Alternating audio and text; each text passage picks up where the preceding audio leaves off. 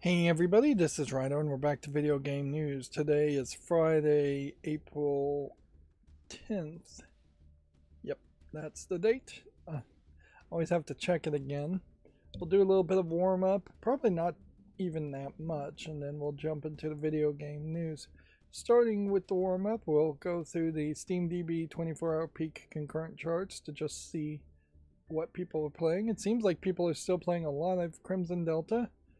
Marathon is the question that is in my mind at the moment.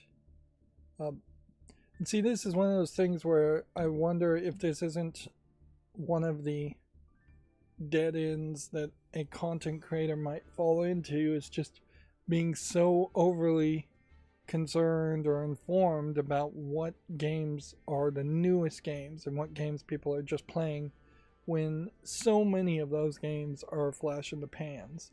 Really, it is extremely rare that you have something that stays around for the long haul. And even if it does stay around for the long haul, there's a lot of times where it's serialized and the sequel replaces it, like EA Sports FC 26. Obviously, this would have been EA Sports FC 25 last year. Then you also have some weird niches like software like VR Chat, which is unlikely to ever be replaced, or Euro Truck Simulator, which has not got that much of a competition going for it.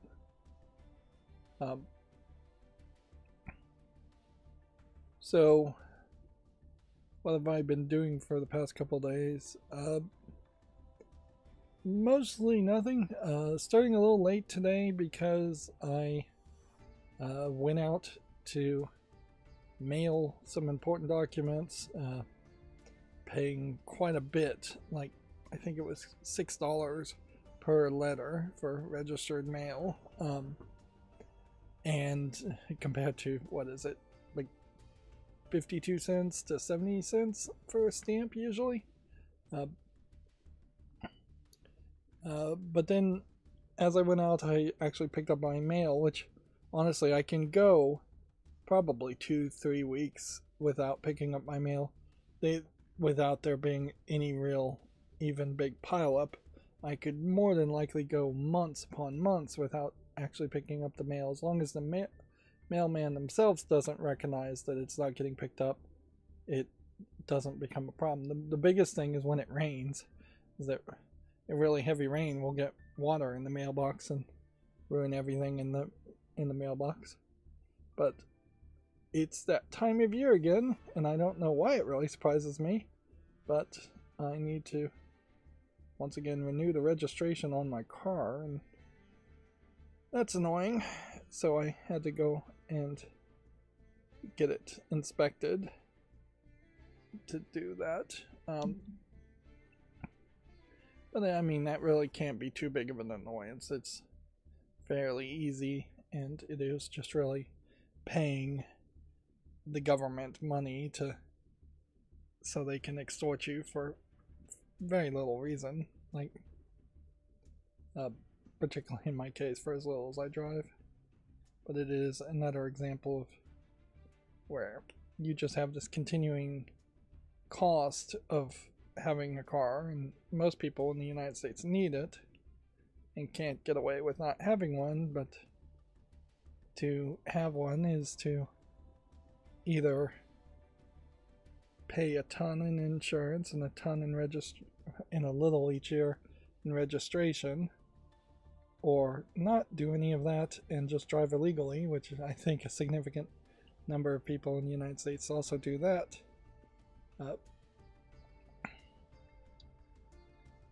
And yeah, maybe did a little bit of cleaning and decluttering, but not too much. I'm still, or at least for the past few days, I've been feeling really overwhelmed. Here's Marathon way down here at the 78th spot, not doing anywhere as good as a major success should be. I mean, it's barely beating out Payday 2, a very old game that's still pretty popular. But yeah, I've been mostly still feeling exhausted, really exhausted, really overwhelmed. for the past few days, and that has led me to mostly sit around and watch more Supernatural, which there is, I think, a lesson to perhaps be learned in that I am really going through about a season a day, or maybe 2 days. Yeah, 2 days would make more sense. So, yeah, if you have just a huge amount of free time and you don't want to accomplish anything better, even a long-running 15-season series of Supernatural can be burned out, or at least I can burn through it in a day or two, which I guess for my fantasy that I'm thinking about making reality of having a movie watching group of some sort, if we were going to watch one season of a TV show over the course of a Saturday and Sunday or a 3-day weekend, that does seem somewhat doable. But I don't know, like there might be a lot more issues around something like that.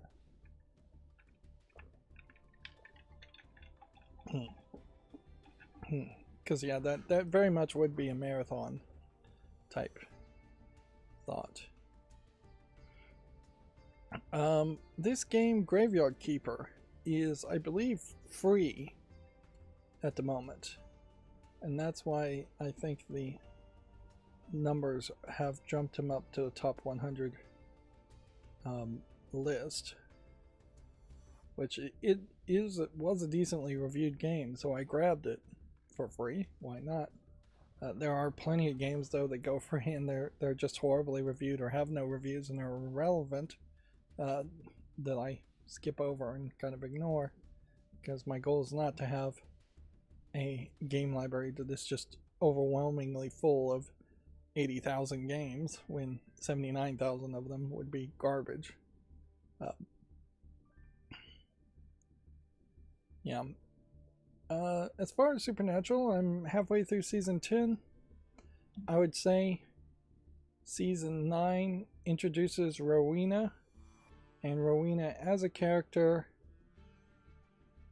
kind of introduces the idea of the Grand Coven, and that there would be this whole arc of them fighting like famous witches and very powerful witches, which definitely it feels like that whole season should happen way earlier if you were going to remake Supernatural, because yeah, what they are effectively doing now is saying that witches are more powerful than demons, when they established that demons were the ones giving the powers to witches anyways. So they needed a new phrase to separate them, like grand witches or Wiccans or something else than just calling them witches. Or they needed to make the reveal that the witches that Sam and Dean had been fighting up until that point were actually not witches, and they were just low-level people who were being fooled into thinking that they were actually witches. You could have said that they're fighting pure-blood witches now, where the witches they fought up until this point are half-breeds or something like that. But I don't even think that's really the focus. It's pretty established in that whole middle arc. As we're getting to the end, by the end of season 10, you're pretty much at the end of the middle arc, I would say. In fact, even the beginning of season 1 could be the beginning of season 10 could be the beginning of a new arc. But yeah, the angels that were in season 9 and them fighting against each other and Metatron and all of that are still mentioned here and there, but they're mostly wrapped up. Metatron is yet another just terrible bad guy, because in general they don't give any of the bad guys enough time and enough episodes per season, even though these seasons are pretty long. They're like 22. They're like 22. Yeah, you can see this game is 100% off right now, 100% discounted. Which, if done right, which I assume it is, means it will go back to being $20 at some point in the future. But yeah, they have far too many side stories. I watched a YouTube video that talked about actual backdoor pilots that the Supernatural is trying to do. One of them is in season 10. It's called Bloodlines. It barely has Sam and Dean in it. It's set in Chicago.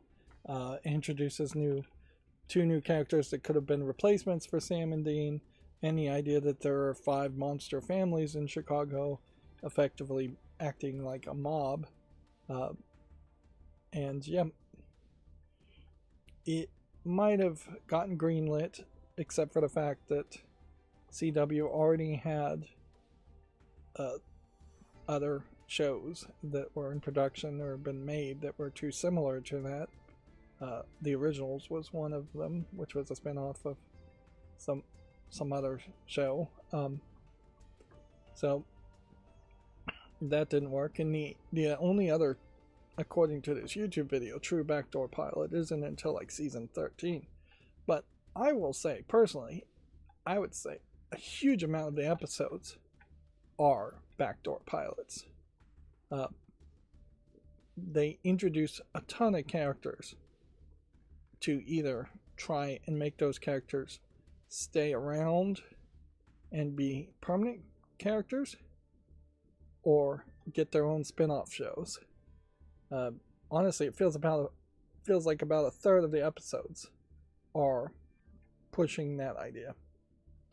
I don't know if it isn't really a case that there was just a huge amount of CW budgeting interference here, in that they didn't ever want to bring anybody back as a full cast member, because that would potentially have to have them pay more. I assume that this Supernatural was a union job, just because it was filmed in Vancouver, and so I wouldn't be surprised if SAG-AFTRA has different pay scales for the main cast versus a reoccurring character versus a one-time character. And it definitely feels like they were just keeping the budget as low as possible. Somebody at CW, somebody in production.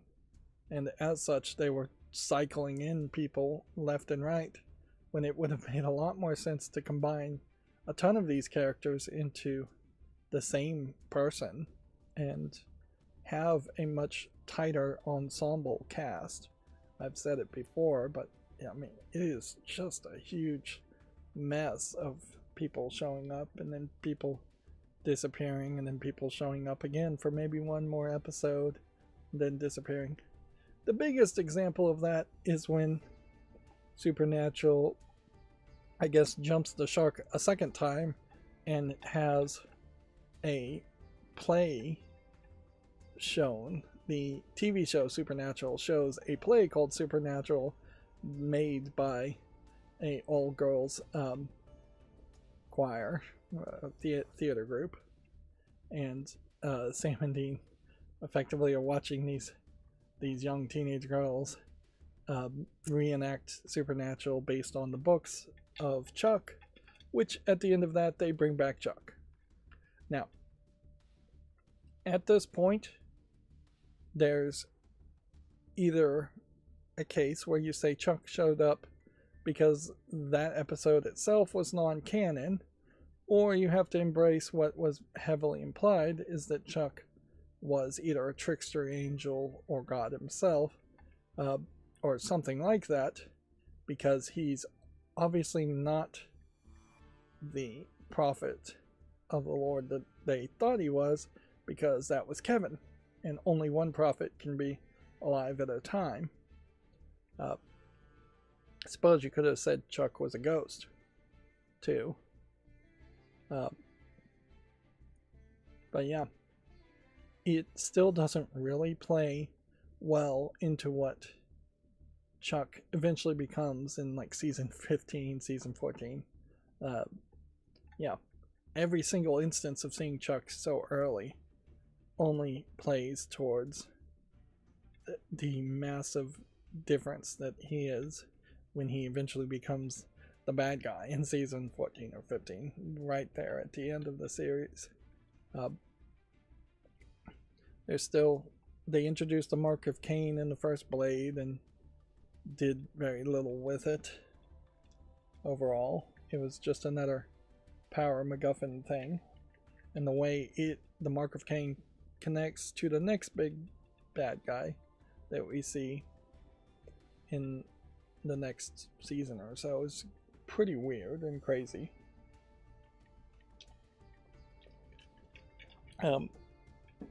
But yeah, Supernatural increasingly, sorry, I'm not really scrolling here on the most wish listed list, is just not a consistent offering. And I imagine week to week you might absorb the series differently. I think that's true for a lot of old TV shows where you don't really have to have each week's episode be great because people weren't really expecting that much and they can just mull over it and think about that episode for a whole week. Whereas now with streaming shows, basically need every episode to be great to push people into the next episode, because they know they can watch something else and they can stop at any time, and very well may stop at any time and get bored. Speaking of bad episodes, the Chicago episode was the worst episode rated out of all the episodes in Supernatural.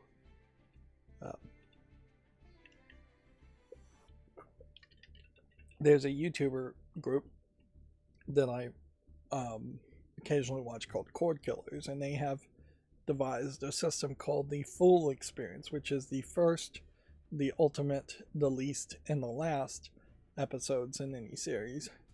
So you watch the first episode or the pilot, then you watch the highest rated episode, the ultimate, then you watch the lowest rated episode,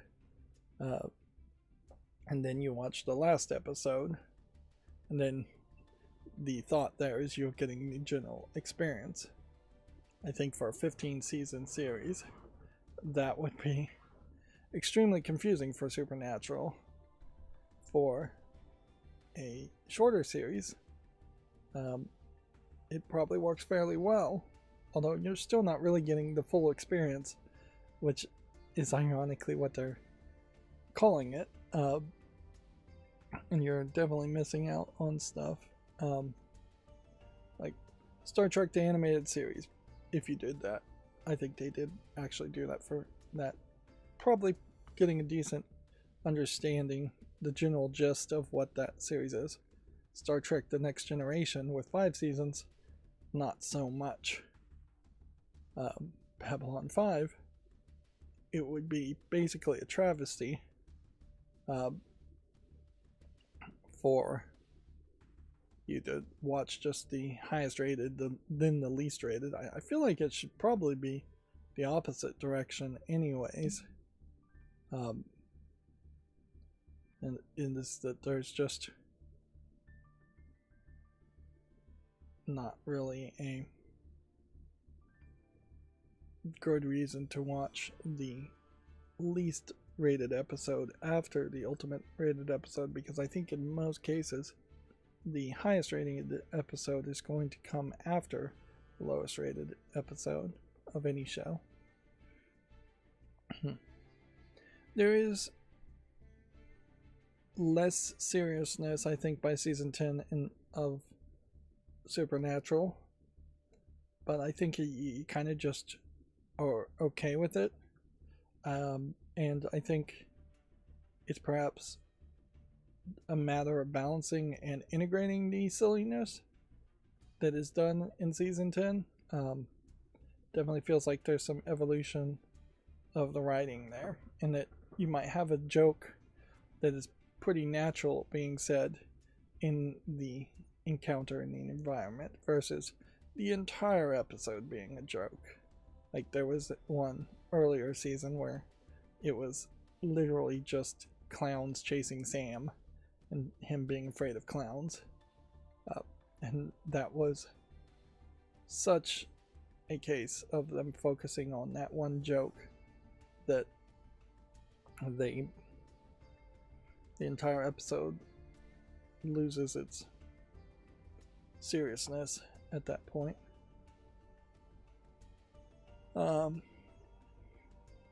Is there anything else about season 10?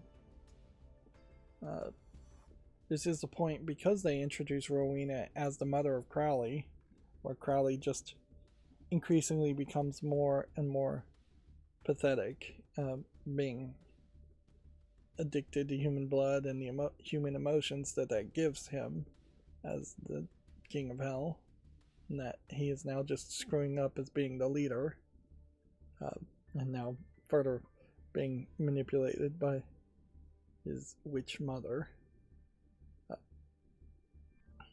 So yeah, Crowley becomes more of a joke character too, where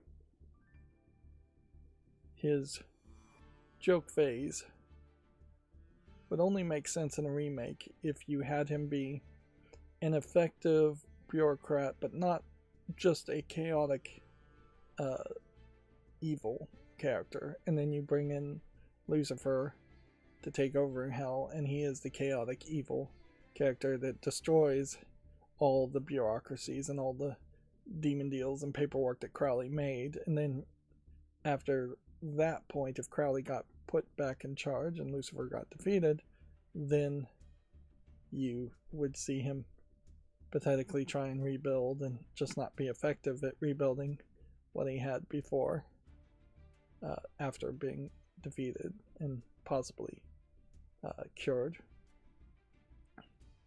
Like, generally in the remake, if you were going to remake Supernatural, I would have said you would have wanted to actually close the gates of hell and cure Crowley and make him a human.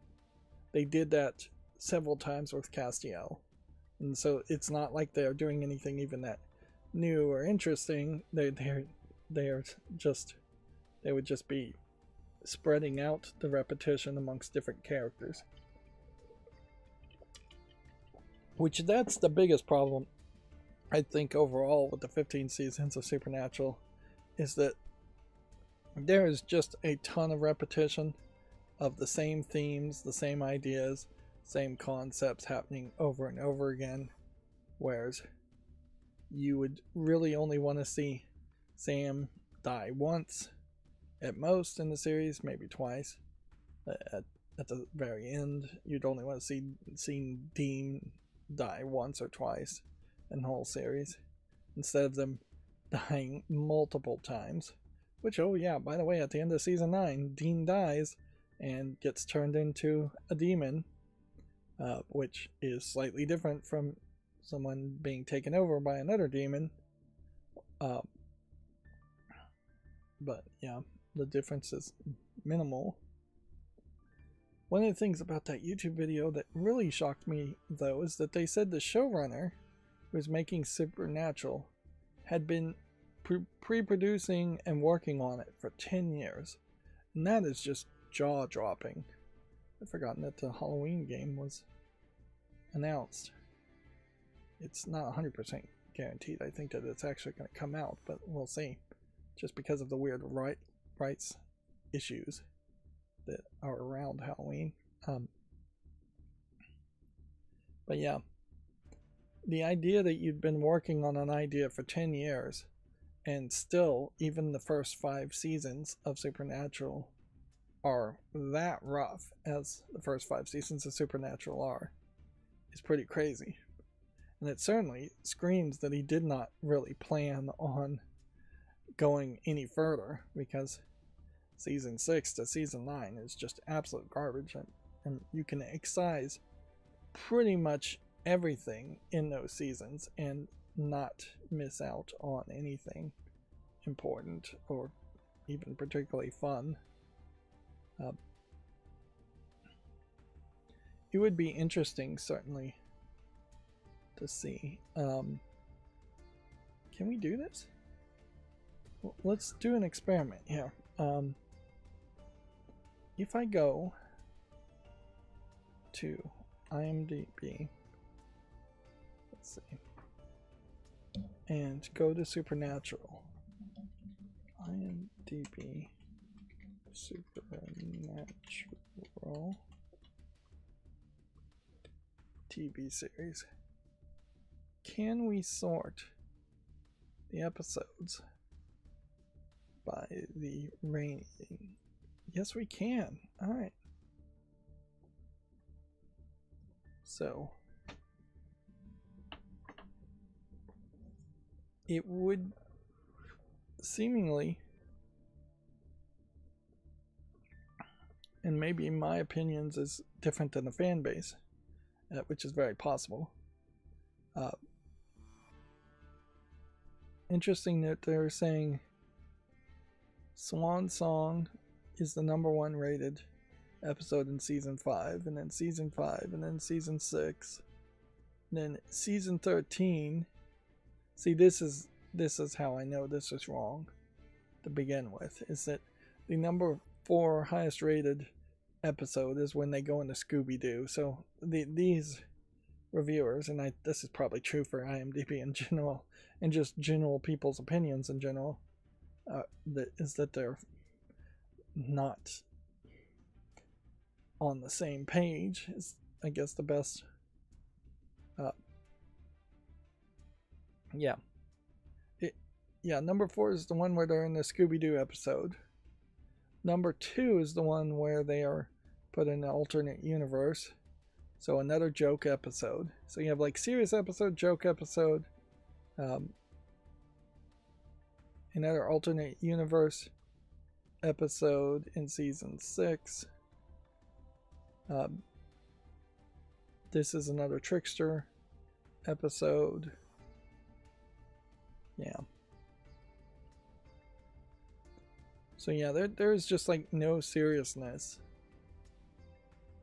in this chart. So while you can sort by the top rated episodes on IMDb, people who do sort on IMDb are not on the same page overall.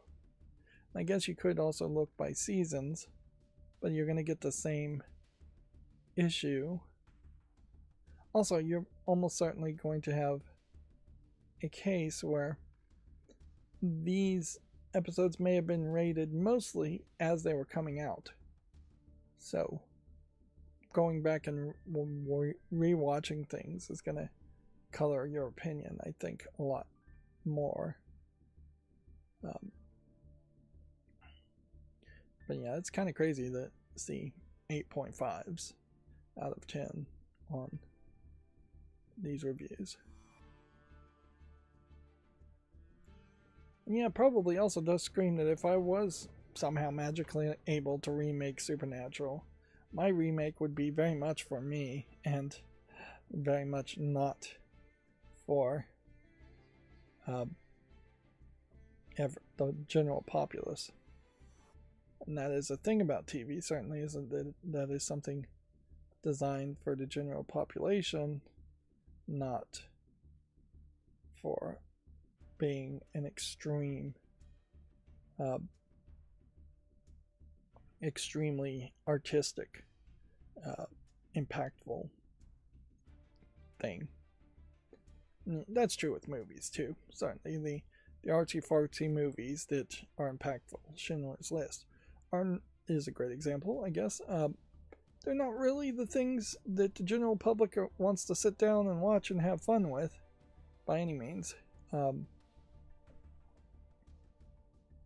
it is nice to know you can do that. It's proved to be useless in my case. They are in season 9 and season 8 still very standoffish with each other, the actors, Sam and Dean, and I don't think this is just a case of them being written that way. as much as it is the case that the actors had just had enough of each other, which, yeah, that is also a problem when you hire like teenager actors effectively that are in their early 20s, is that they're not going to have a high chance of just getting along with each other and working for years upon years.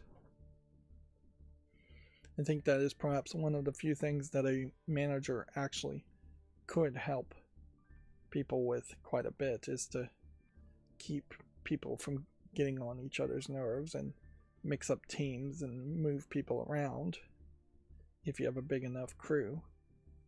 In most cases, that's not really how it goes, though, as the companies are small enough that you're dealing with each other far too much, whether you want to or not. That is why I am a big proponent of offices, if not offices, cubicles. You just want to do everything you can possibly do to minimize cross-talk, chatter, friendly banter, friendliness in general. Bosses certainly hate when people say we're just here for the money, but honestly they should embrace that and tell them, yes, you're just here for the money, don't deal with other people unless absolutely necessary. And generally nowadays it's pretty much deal with everybody through emails, get it in writing, print out copies, or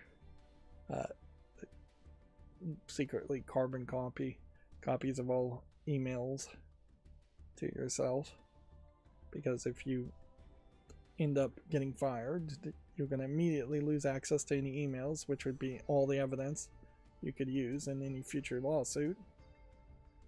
Of course, you could also get fired for secretly carbon copying copies of emails to yourself. You could potentially get caught even printing out emails. Less likely to get caught, but not guaranteed to not get caught.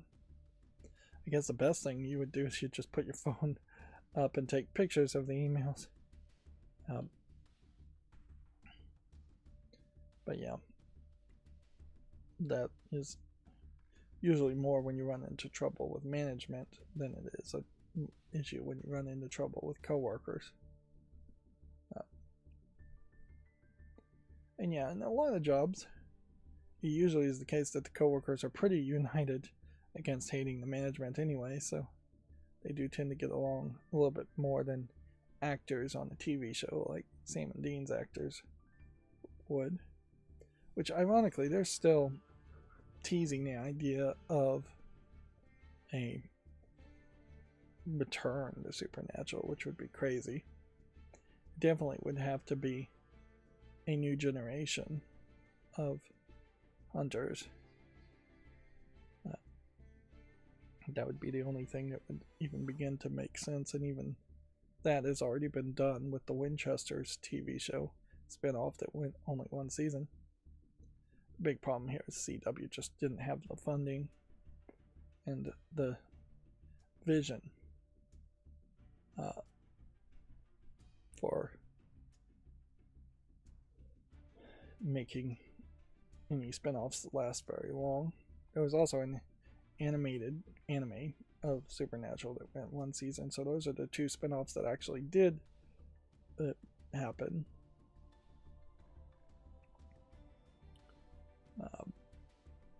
But they only went like one season, and yeah, that's always weird when you get like DVD box sets of things too, is that you very rarely get the spin-off shows, so it's pretty hard, I imagine, to get the Winchesters TV series or the anime and put it next to the giant box set of the 15 seasons of Supernatural. If you just absolutely needed the complete collection, which maybe a lot of collectors do want that.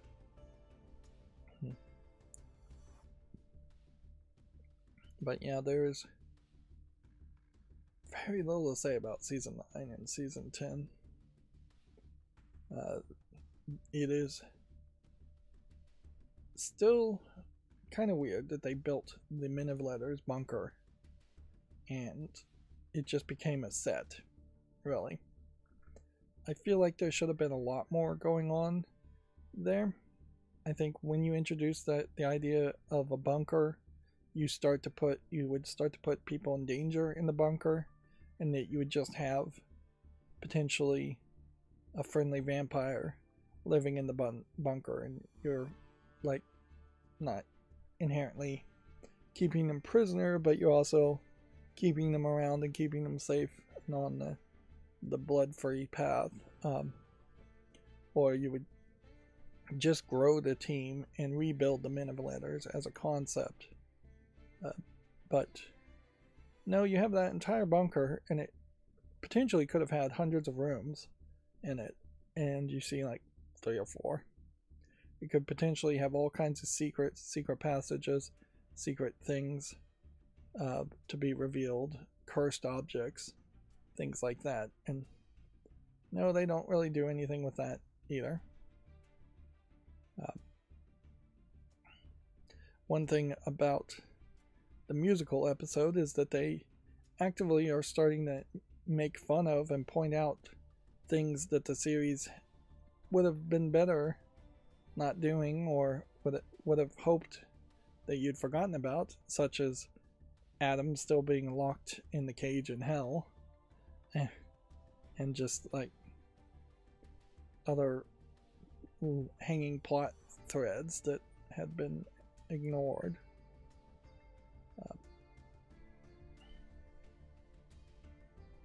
But yeah, there's just less care, I think.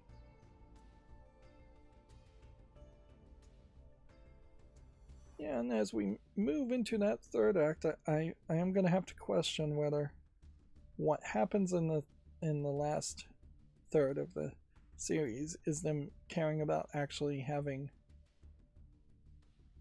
stories, or them just going through the motions, and that they just somehow lucked their way into they lucked their way into continuously getting renewed for 15 seasons, and lucked their way into having somewhat decent storyline.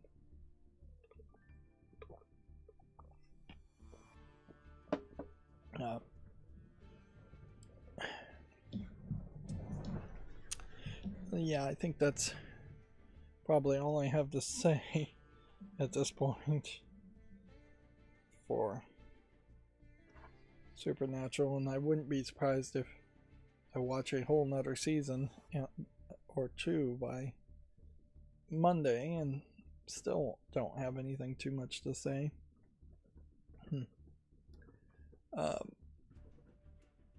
There's a new Pokemon TCG Pocket event going on, so that's giving me a little bit more to do. I don't think there's anything really happening in Memento Mori right now, but I imagine that will change. I might very well have gotten lucky and be ahead of the curve for a while.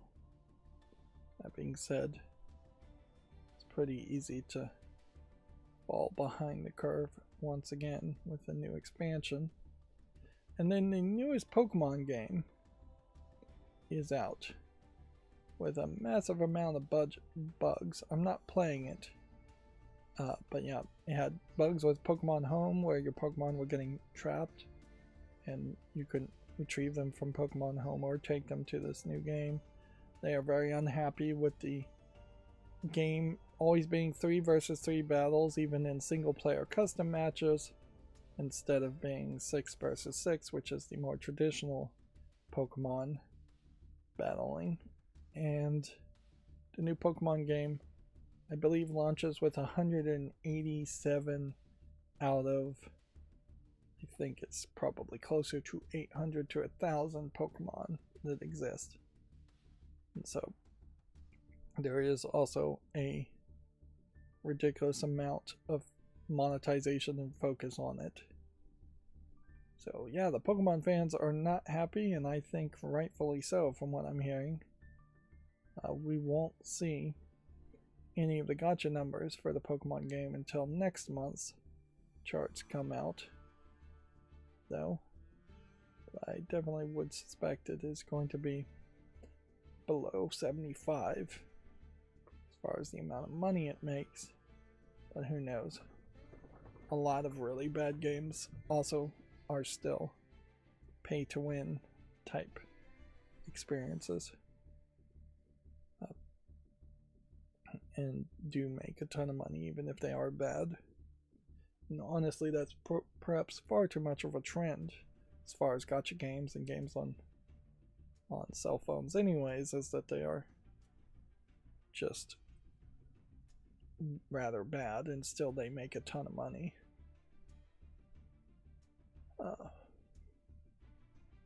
Yeah, we don't have anything to say for those next 3 tabs.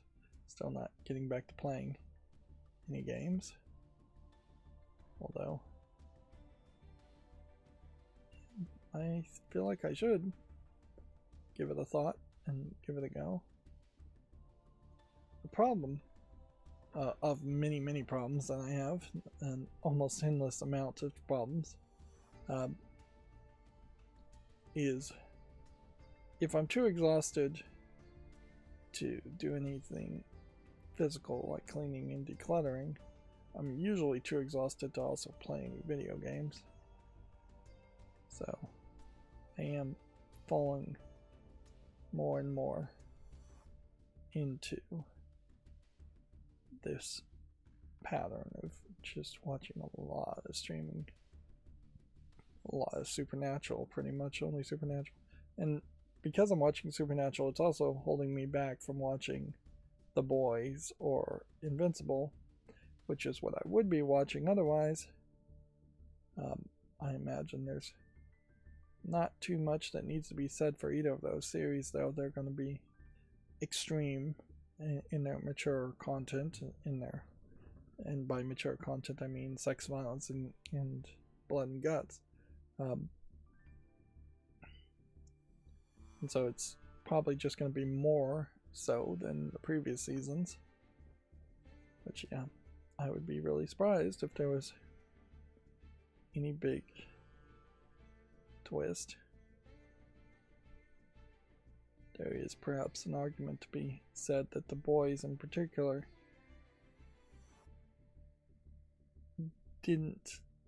should have found a baseline, and maybe even Invincible too, should have found the baseline of how mature the content was in about the 2nd or 3rd season and stayed there, instead of just, particularly The Boys, just going up and up and up and trying to top themselves. Which, yeah, that only gets you so far. It'll get people's attention for a brief time, but a lot of people are going to be turned off by extremes, and a lot of people are going to be bored by it. Yeah.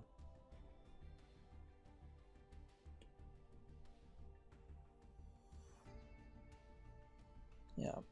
If you were going to continuously go with extremes, you almost would need to have some kind of accessory that would connect to your streaming TV that would shock you or cause some other form of pain while you're watching The Boys.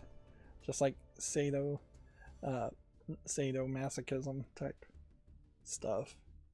Just a new level of immersion, as it were. Because, yeah, that's really, I think, where the immersion takes it. Of course, the more reasonable way in which that's done is you have subwoofers and butt kickers, which are subwoofers put under chairs to give you more of an immersive experience when watching in your home theater. Very expensive subwoofer type devices, or motor type devices, if not actually a subwoofer. Yeah. If you really were going to make something like a zapper box, that they had things called zapper boxes, but they didn't actually zap people. If they actually zapped people, you'd pretty much get sued for giving somebody a heart attack. And frankly, even some kind of electrical device that would hit you or scorch you with water or spray you with something is just too expensive, too complicated, and too legally questionable.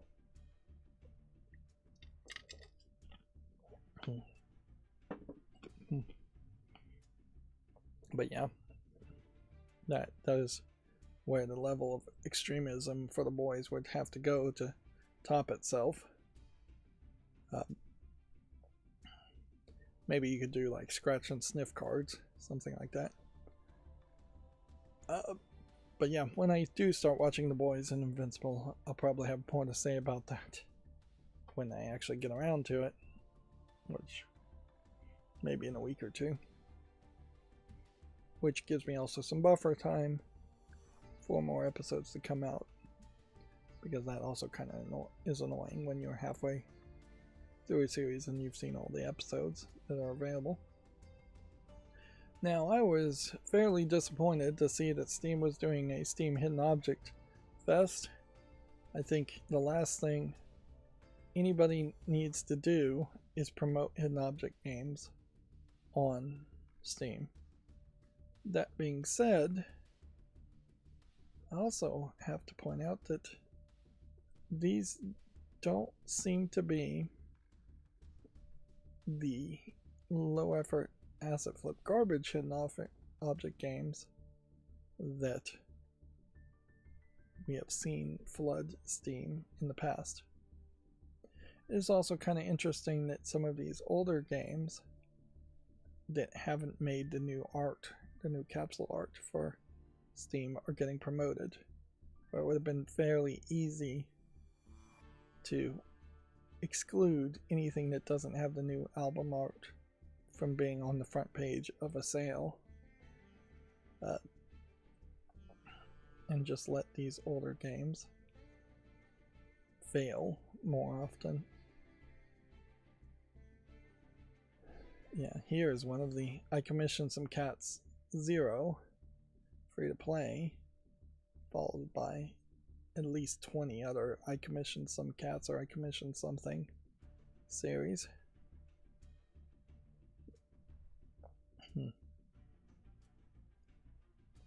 But yeah, it certainly would be weird if somebody at Valve said, oh no, we're seeing less hidden object games being released day to day, let's promote hidden object games.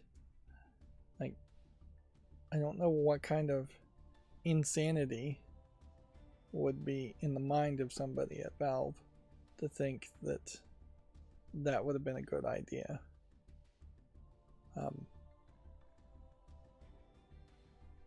There is also a rumor I heard. What's this butterfly about? Oh, that's Blue Sky. Okay.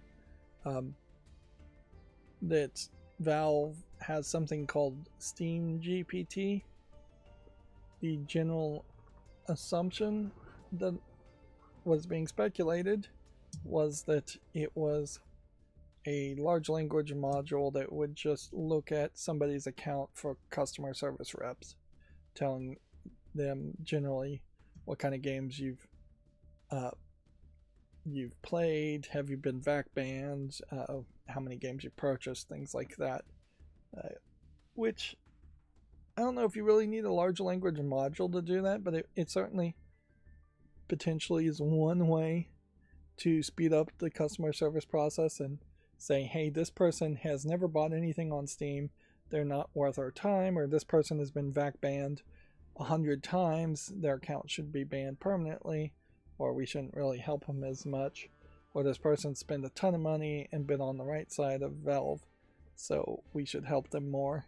Of course, again, if you're using a large language module there, what's to prevent hallucinations where somebody's account gets banned because of just a total hallucination that's not even true? Yeah. I don't know how anything would particularly be too helpful for the consumer on Steam if you have a GPT type thing, but I mean, at a certain level, that there is this plateau on how to search for new games or have new games recommended to you on Steam, where it is based on tags. If all of a sudden there was some way in which a large language module was identifying elements of games based on screenshots or trailers or descriptions and tags, and then you could just in a natural language type in the search bar, I'm looking for a game that includes a llama and is about climbing Mount Everest, maybe there is some advantage there where they could say, well, such a game doesn't really exist, but maybe you would like Up or Grow Home or Grow Up. And versus if you type something like that in the search right now on Steam, you're going to get no results.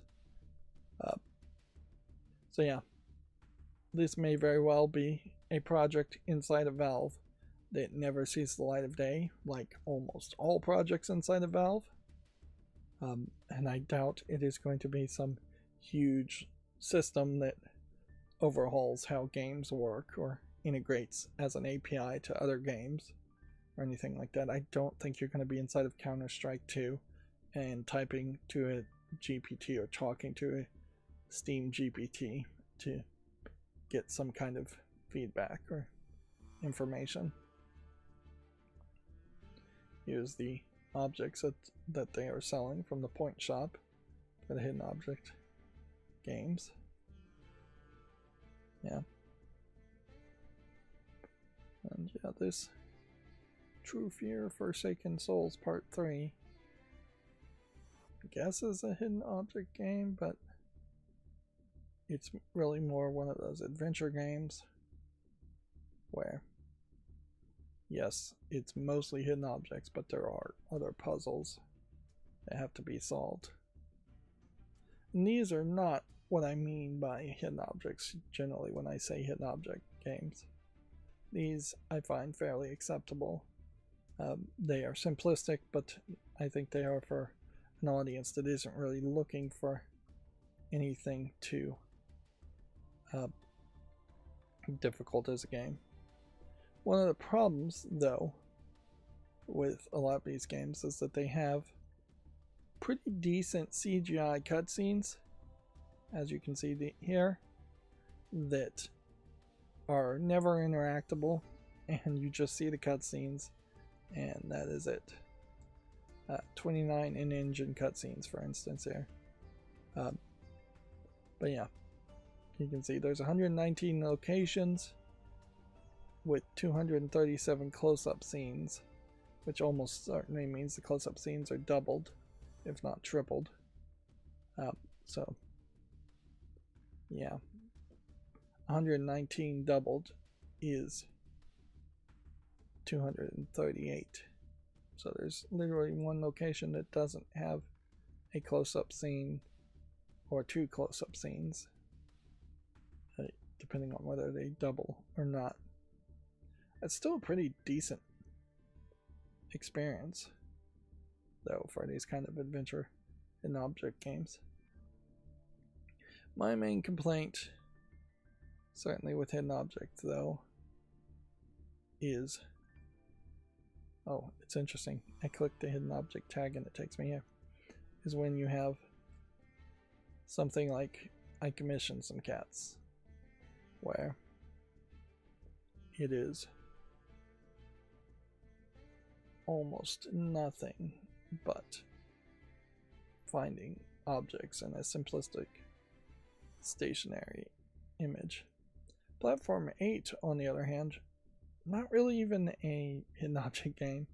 It's a spot the anomaly game, which I guess maybe is partly the reason why we have seen fewer hidden object games in general, is because more people have started to follow the trend, or chase the trend at least, of spot the anomaly games.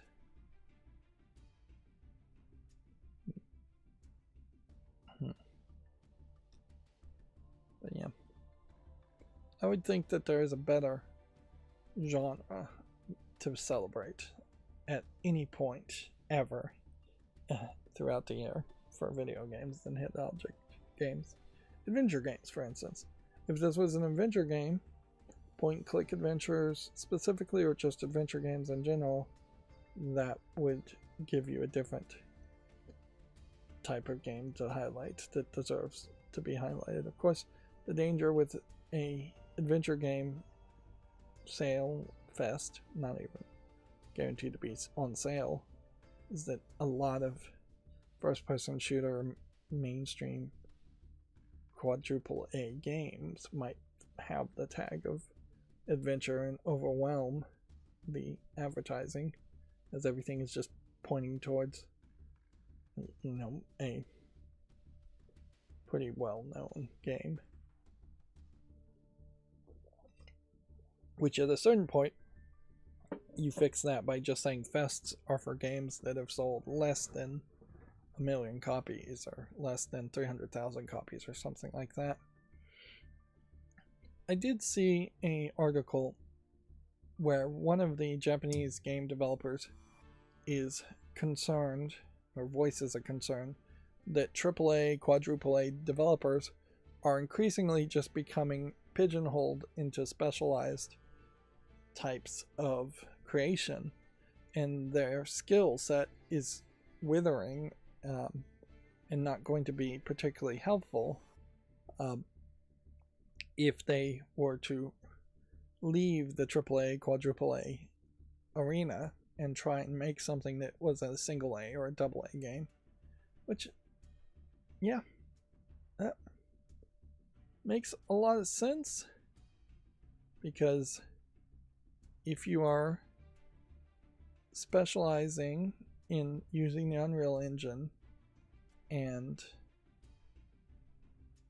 your variation on the Unreal Engine, your customization of your games to use on the Unreal Engine are unique and proprietary to the company you're working for, say Microsoft, and then you go and try and start your own company and you're trying to do something on the Unity engine or the Godot engine or any other engine, yeah, the general concepts will transfer over, but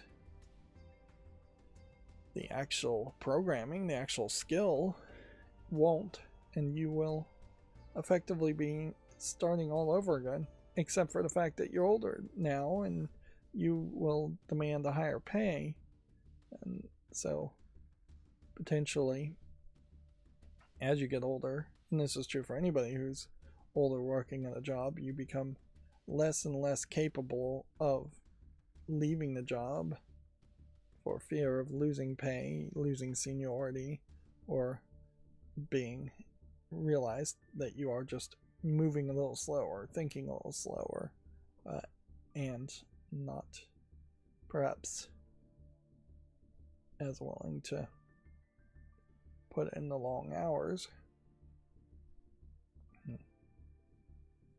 Yeah, it is definitely far past the point where the idea of staying with one company for 30-40 years and then retiring makes sense. It never really made sense, but there is really very little that can be done to catch people who age discriminate.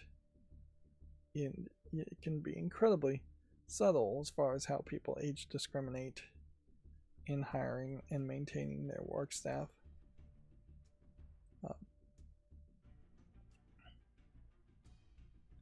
It's pretty easy to do it without even realizing you're doing it.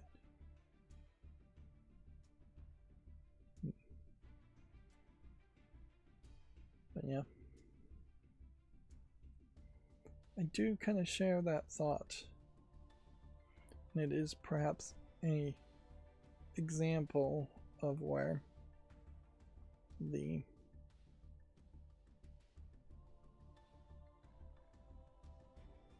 game industry would be much better off if the quadruple A concept got scaled back and people stopped trying to make these massively expensive, massively high budget games that require massive engines like the Unreal Engine. Of course, that's the same problem that Hollywood has had for decades now, and there's never been any good example of how that would actually be accomplished. Like you basically need people to collude to say, hey, we're going to limit the amount of budget we spent on games being developed so we can keep the price reasonable, so people actually buy our games. But if they're colluding that way, they also probably would be colluding to lower head count and pay people less too, which is illegal.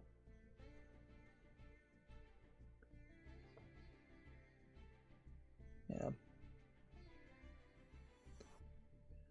See, I don't know what you really should believe as far as whether the idea of a AAA even exists as a game. Yeah, AAA is just, this is an indie company that's starting to spend too much money to make indie games feel closer to AAA games than they probably should, or even AA games than they probably should.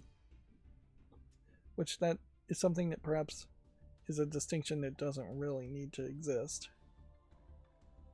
But yeah, of these examples I've just opened up here, you're seeing a lot of visual polish for something that is claiming to be a indie game, although technically isn't an indie game.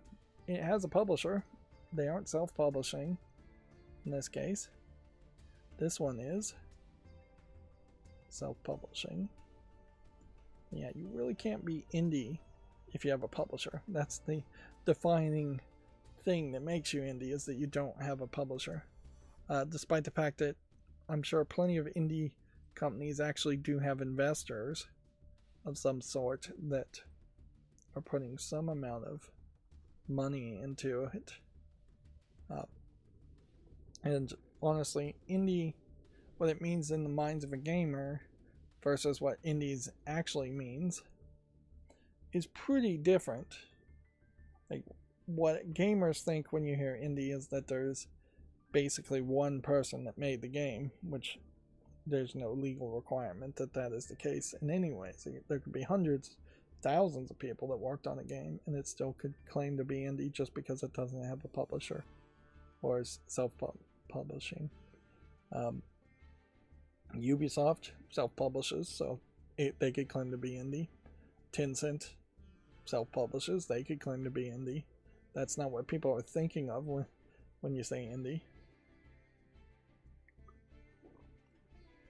Honestly, we probably need some kind of system like on Broadway, off Broadway, which even that system doesn't make sense unless somebody actually sits you down and explains it to you, as far as how many people are in how many seats are in the theater is what defines whether something is off Broadway or on Broadway or off Broadway.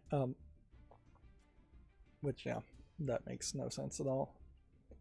Like, we really should just use general descriptions as far as single developer, small team, less than 30, average team, 30 to maybe 60, and then large team, 60 to whatever amount above that you would have. Of course, there'd still be a lot of ways to get around those numbers if you're hiring out half of the game to be done by a completely different group of people as a second party developer, is like making cutscenes or making entirely different levels. Still don't have the Steam Decks refurbs back in stock. I don't know if the originals are available for purchase at the moment. I would suspect there's a small chance that they might be, but there's also a pretty good chance that they aren't. Yeah.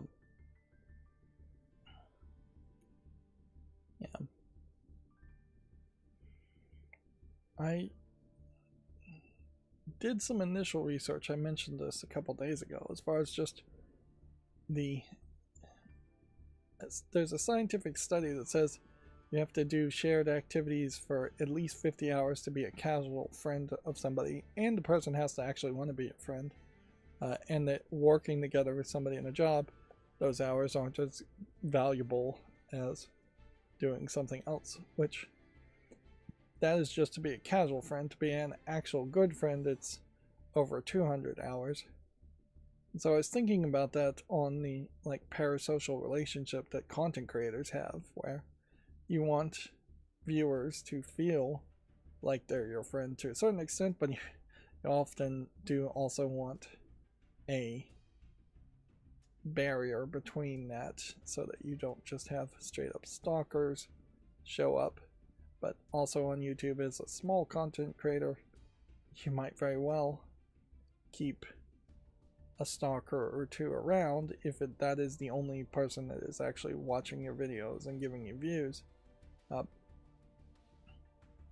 So yeah, I didn't really figure anything else out by that, but the concept is intriguing that perhaps there is a playlist or something that should be made for content creators that says this is the first 50 hours I'd like you to watch of my channel, so that you get caught up and that we feel like we have a real relationship there. Of course, in that case, that's not really doing an activity with somebody at all. That's just, again, making the parasocial relationship where somebody is watching you and they are gaslighting themselves, for lack of a better term, and perhaps the content creator is also helping gaslight the viewer into feeling like they have a relationship when they really don't. So the whole concept may fall apart for content creators. It certainly isn't the case that I've seen any YouTuber embrace that idea and try to give homework of watch these 50 hours. If I could get even a small fraction of people who stumble onto my channel to watch 50 hours in a unnatural way, that would be super helpful as far as watch time goes. But yeah, there's also just a ton of commitment for the viewer too. Yeah, and that's why almost certainly it doesn't happen as a concept. Yeah, and so yeah, the whole idea may just be a stupid idea that doesn't really apply to YouTubers. And at a certain level, if YouTube just would monetize videos, not based on watch time, but based on views exclusively, and had reasonable metrics for something like that, then the pushing for more watch time concept would not be an issue overall. Yeah, I would much prefer people naturally come to my videos and naturally enjoy them at whatever pace they want than to potentially have to, say, watch this 50 to 200 hours of my channel so I can get terribly small amounts of ad revenue, or just more watch time to become monetized first and foremost, or develop a fake parasocial friendship that really would mean nothing.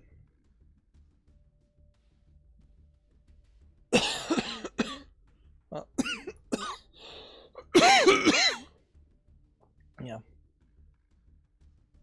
I did see another YouTuber that went to South by Southwest, and they were very disappointed in the speeches and presentations that were being presented this year at South by Southwest as far as content creators, in that it was a lot of people who were already famous, usually for something else, going and starting a podcast, which, I mean, this might very well be the legacy of Susan Wojcicki in particular, is that she kowtowed and pandered like crazy to celebrities from other fields to try to get them to be YouTube content creators, and now they've done that either as podcasts or vlogs or things like that. They're not doing anything particularly too creative in most cases.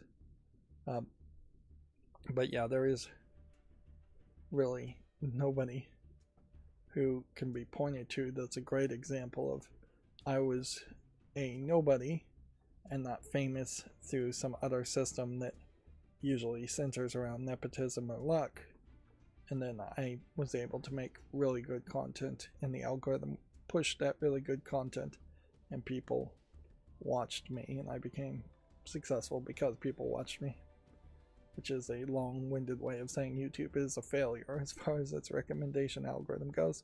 And I can certainly testify to that, as there are definitely times when it is suggesting to me 2, maybe 3 channels over and over again, just content from those 2 or 3 channels. It almost never suggests anything from anybody new, and it almost always is suggesting things I've already seen. Alright, well, I think that's more than enough warm-up. I ran the macro fairly late, so today would be the day to catch up if we had any kind of backlog as far as video game news. So yeah, let's hop into that with the Video Games Chronicle headlines. Alright, we've got some sponsored content, which is not really news, it's an advertisement. For Open World Dragonair, Silent Gods adds a major update and a Might and Magic 3 crossover. Heroes of Might and Magic 3 crossover, which is interesting, but that probably speaks very much to how terribly they have handled the Might and Magic series, is that they are doing a crossover of their famous game from decades ago to probably promote the next Heroes of Might and Magic game that's not out yet.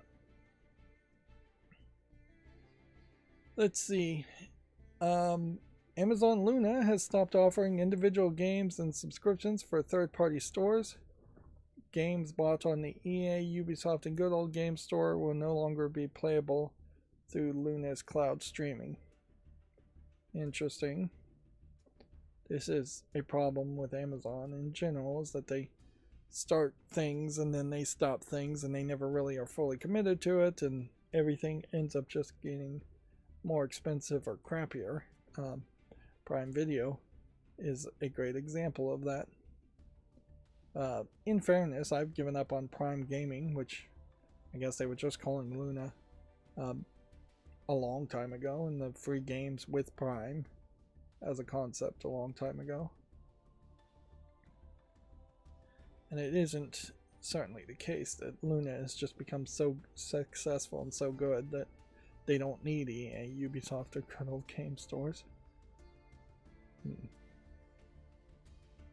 Yeah. I feel like Wario64 needs to just put his real name. I don't think his name is secret or anything, but when you become one of the most prolific, one of the most quoted leakers out there, you might as well put your full name. Although I guess if he's putting out actual leaks where he might get sued, maybe he is keeping his identity secret for that reason.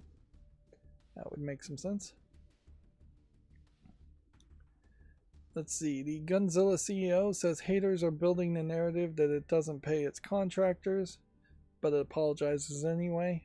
Some payments may be scheduled in a way that works for the company's cash flow, Vlad Korolev's lengthy rant says. Okay, so first of all, Vlad sounds like an Eastern European person, and I'm going to immediately assume a level of shadiness there, just as a stereotype. But yeah, this is something that really goes to point out where you should never go online and rant, particularly if you're a CEO. This game is a blockchain game too, which that screams shadiness too.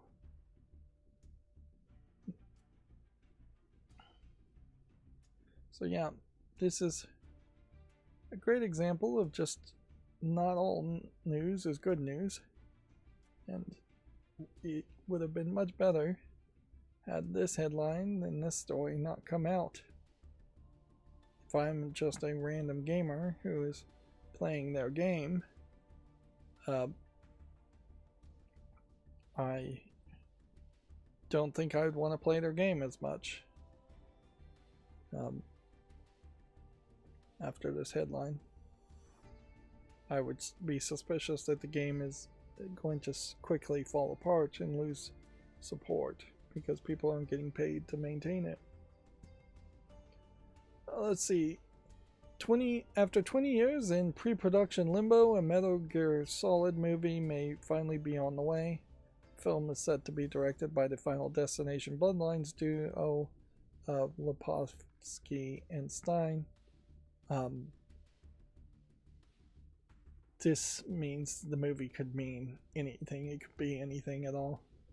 If anything, I feel like this might very well be Konami just trying to irritate the Metal Gear guy, Kojima, who no longer works for them, because almost certainly Kojima desperately wanted this movie to be made while he was still in charge and involved, and almost certainly Konami was not making that happen particularly well, although making movies in general tend to be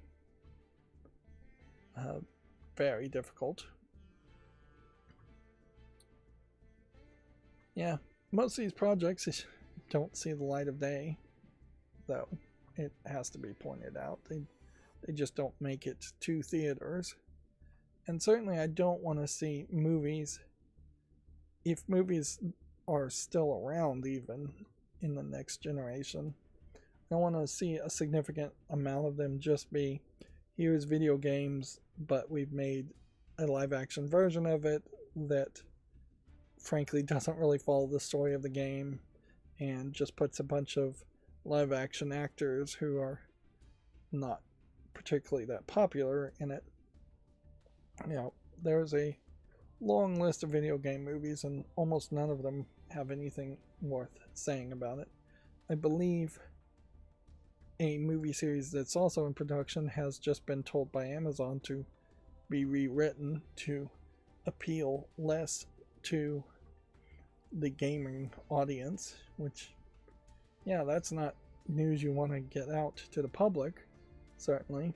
I think it might be a Resident Evil movie that's being made, which is a super long list of terrible Resident Evil movies and TV shows.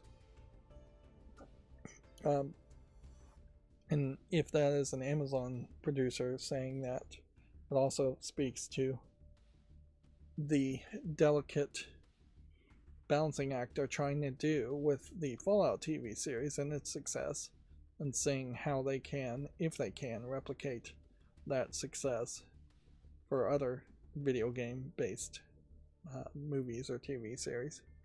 And it is questionable, certainly.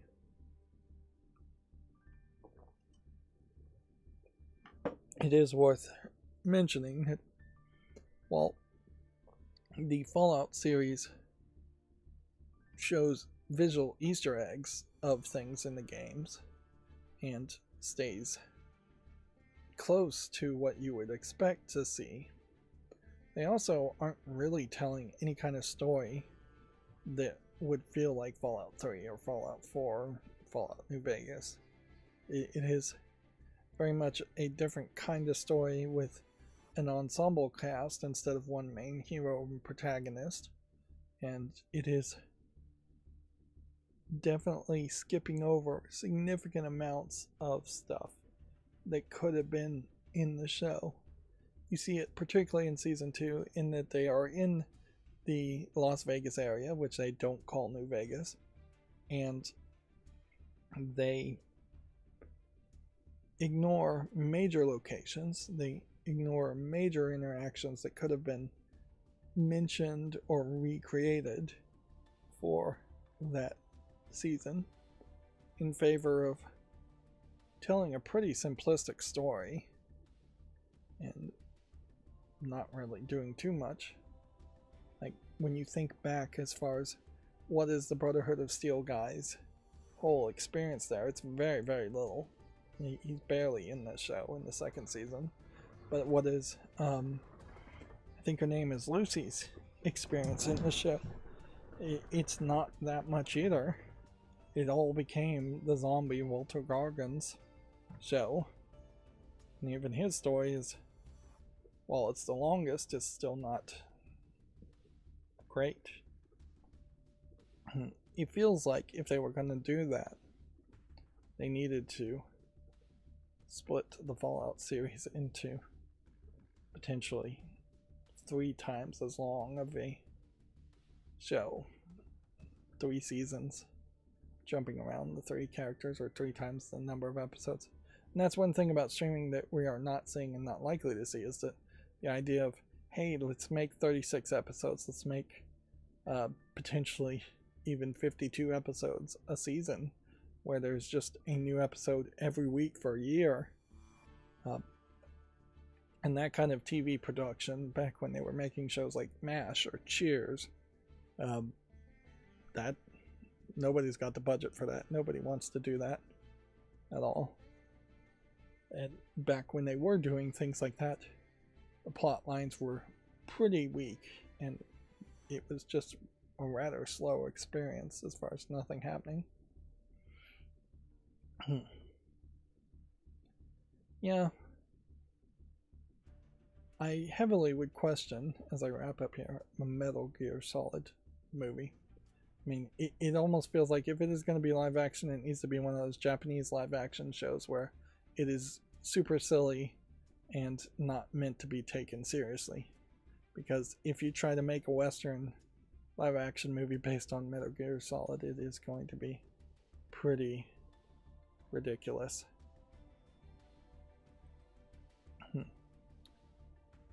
Moving on, of the 500 plus AI tools tested by a lead gaming dev tech provider, over half a dozen help in the right way. Is, quote, AI feels like it's in the chaos phase right now, says Keywords Studios head of transformation. So yeah.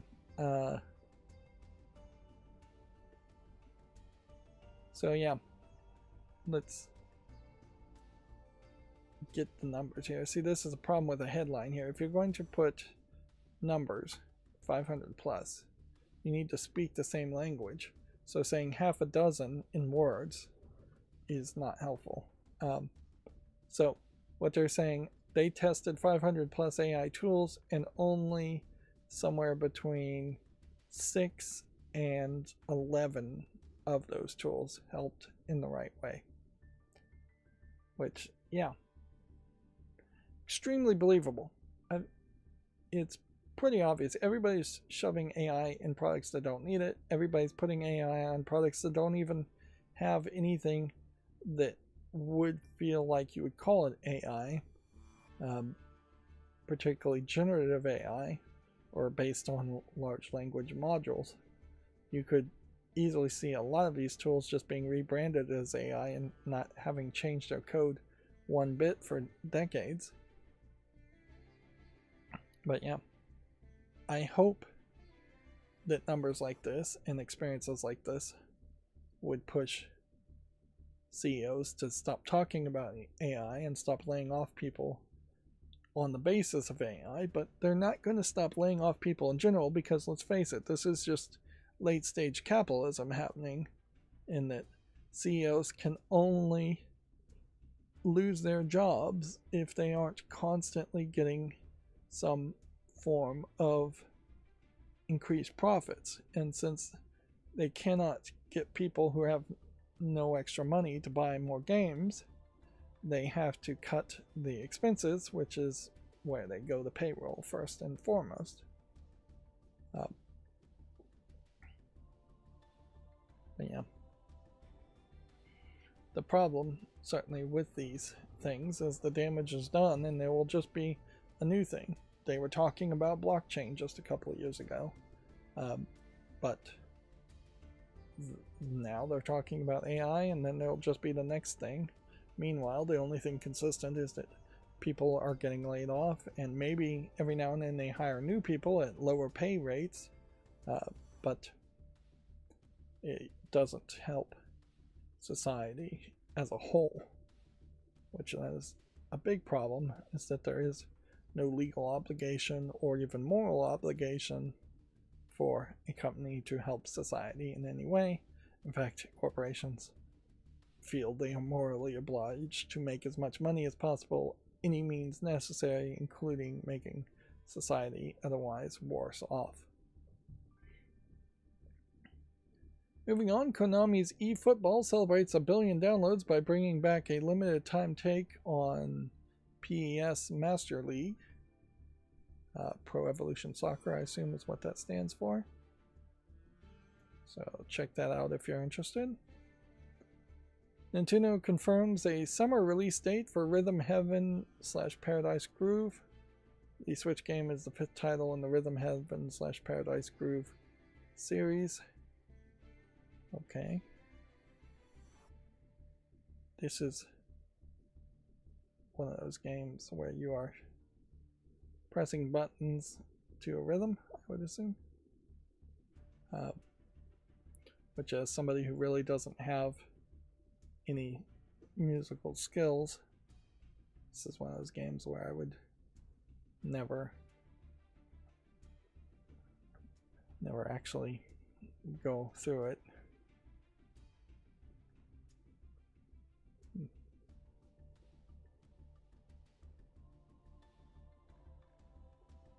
Yeah, that definitely seems like a game I wouldn't really be able to play too much.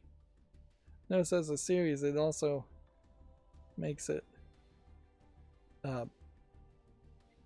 pretty easy to animate here, in that there's mostly static things on the screen. And perhaps Nintendo is getting a little bit more mature, as you have the little hip swing butt wiggle happening as the lady is chopping up the food. Okay, here's the other story. Near Blumkamp's blockchain studio Gunzilla Games hasn't paid some staff for many months, employees allege. I have personally not been paid since October of 2025, one former animator claims. Alright, so this was the story that predated the other story. There. This is a great example of where using the phrase haters has always been a stupid phrase to use. It never really means much of anything other than, hey, I want to insult somebody. But yeah, particularly in a professional environment, using the phrase.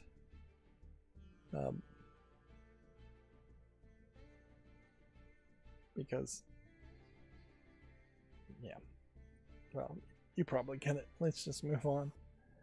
The James Bond IP owner has opposed an attempt to trademark the 90s parody video game character James Pond. The first James Pond was published by EA in 1990 and was followed by the beloved RoboCod. It is an interesting thought. Certainly. Can you trademark a parody of something else? Yeah, I think you can. Obviously, the people who own James Bond right now, which most of the licensing and rights of that, I think, have gone to Amazon. but it is still the estate that wrote the books. Was that Ian Fleming? I forget the author's name. But no, trademarks are particularly very specific to different types of things. So I could see very much a trademark of James Bond in interactive fiction, interactive video games, things like that being approved. If there was going to be a James Bond in movies, maybe the trademark might fail there. But honestly, I think even that would succeed because you are making a trademark that is very specific for James Bond, not James Bond. So yeah, this is just one of those examples, I'm sure, of where the bigger fish, or no pun intended, is throwing their legal money around to stop a trademark, specifically trademark. Now, if it was a thing that they were claiming copyright specifically on elements of the James Bond games that were actually parroting James Bond films or James Bond books, yes, they shouldn't get a copyright for things that are existing prior art.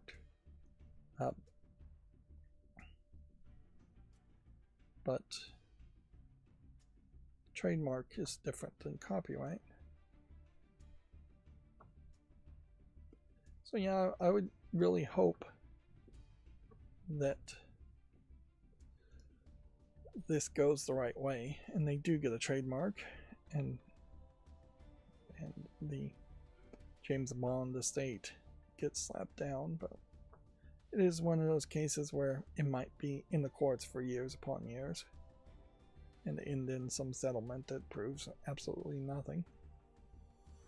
There was a settlement in the United States as far as copyright ISPs not being held liable for not cutting off people who get multiple like DMCA notices for torrenting like movies and things like that. Like I think it was the movie industry was suing Spectrum Internet, saying, well, Spectrum was not shutting these people off, but the decision came down that says Spectrum doesn't have to shut them off.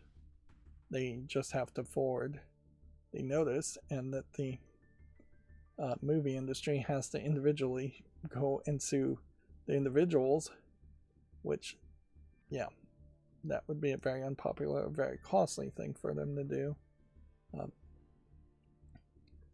The video I saw, as far as a headline, expands that idea to the point where there is really no reason now, because of this judgment. I don't know if this is a logical conclusion to make or not, for YouTube to shut down people's channels just because they get DMCA strikes, and that the whole strike system really should go away. And certainly that would be a whole new Wild West of things, where channels potentially could get hundreds upon hundreds of DMCA claims, and the channels would still stay up until some time that they were actually sued. That might very well be the better system. It would get abused quite a bit, but honestly, it's probably the better system. Right now, the system on YouTube is still too incredibly dangerous that people will file false DMCAs, and there's just way too much burdens on taking people to court to fight that for the content creators. At a certain point, if they just required actual proof that the people were real people and had actually filed DMCA listings, takedown notices with the court, and we're actually starting a legal process, and that might be very helpful. But I don't think YouTube is going to change its system.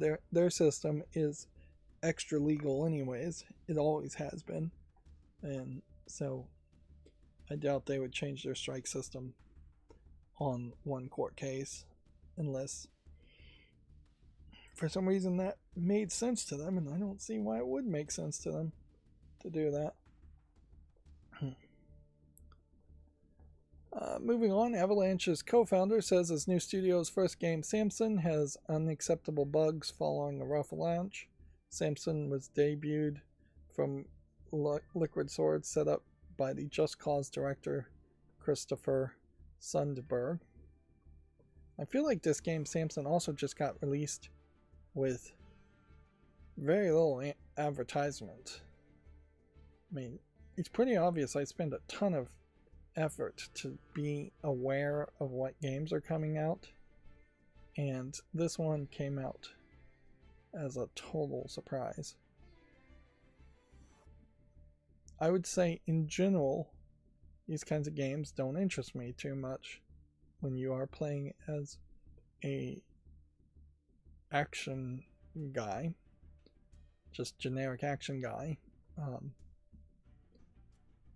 The thing that would bring me into a story like this would be knowing the story. But yeah, I look at something like this and it feels like it is taking influences from Cyberpunk and taking influences from GTA. But the actual character, Samson, who I've only really seen from the back so far, for the most shots, is not intriguing. Yeah. Bar fights, gang fights. I'd say the character design probably fits the narrative they're telling, but visually, he just looks boring. I would have definitely probably cleaned up his face and shaved them, just because beards are not anywhere as popular. And I would put something particularly unique on the back of his jacket so it stood out visually, maybe send a message. But yeah, generic guy with chain wallet, wearing jeans, wearing generic t-shirt with a generic coat, a messy long hair, and no jewelry. Nothing exciting here at all.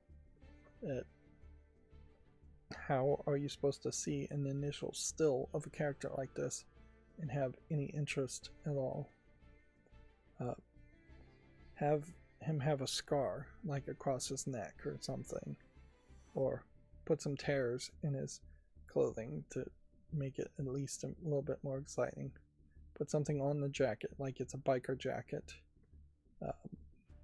We assume that he's taking out these people because of some vendetta, something bad happened to him. Imply that quite a bit. Put some military dog tags on him at least, then that might tell you something. Doesn't even seem like he has any weapons on him. No gun, no knives. Yeah. This whole trailer seems uninteresting without listening to the audio. And if you make a trailer where you have to listen to the audio, you've failed at making a trailer. Moving on, 3 Namco published NES games, including Pokemon Studio, Game Freak's first ever game, have joined Switch Online. Pac-Man, Mindle Palace, and Tower of Druga are now on Nintendo Classics. Okay. Let's hit play here. Weirdly, it doesn't seem like that's showing off Pokemon Studio, which you'd think would be the big one to advertise. So this would be the NES version of Pac-Man. Almost certainly not the slowest port of Pac-Man, to be ported, because I know some of those Commodore and Atari versions were very slow, but almost certainly not the best port of Pac-Man in modern times to play. Mindle Palace. Looks like it's some kind of game, for lack of a better term. Tile flipping game, path walking game. Seems like there's a lot going on there. I kind of feel like it might be based off of a live action show that would have existed in Japan, like a game show. Tower of Druga isn't too far away from Pac-Man, just using different visuals. Almost certainly I would assume these puzzles are not being procedurally generated on the NES. So yeah, that's like a great example of where Nintendo Online is at this point, where the most interesting thing they can throw here is Pac-Man, followed by 2 games that people won't recognize at all.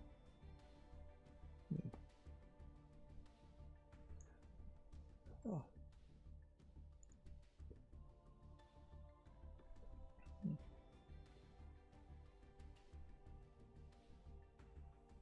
So which one of these games, now that I reread the headline, was made by Game Freaks?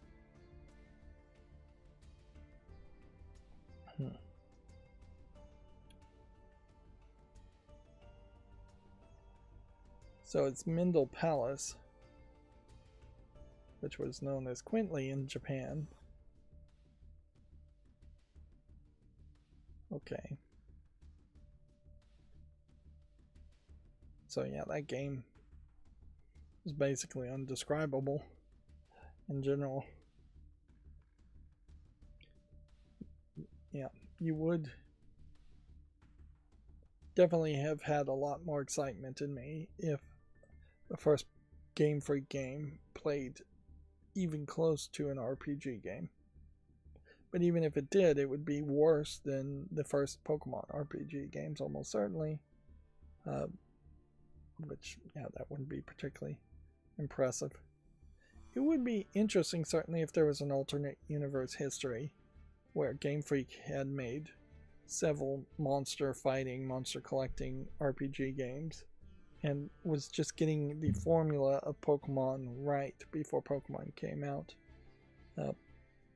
But no, that didn't happen in reality, so there's probably way more of an influence of just Monster Rancher and Digimon to Pokemon than anything else. Let's see, No Man's Sky gets a new update adding Xeno Arena, a Pokemon-style turn-based battle mode. Interesting. Perhaps this is a point where No Man's Sky is getting ridiculous. Yes, they've added a whole bunch of stuff that was probably needed and has improved No Man's Sky significantly, but I don't think anybody was thinking when No Man's Sky first came out that there would be some kind of battle fighting, monster fighting concept that seems like it's half Pokemon, half Star Wars references. These Xenos aren't inherently organic by their appearance, or all organic. Seems like maybe the Xenos also exist in the real world and very possibly already did.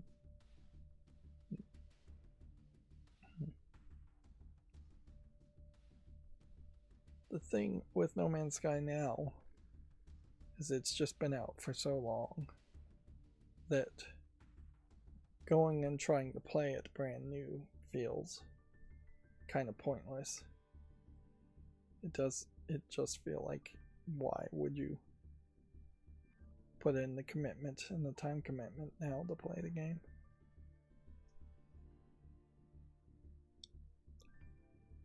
Yeah, when you're getting up to update 6.3 in any game, you probably should have stopped at update 5 and made a sequel. And it definitely feels like the developer of No Man's Sky, he's probably going to just work on No Man's Sky for as long as he possibly can and not make any other games.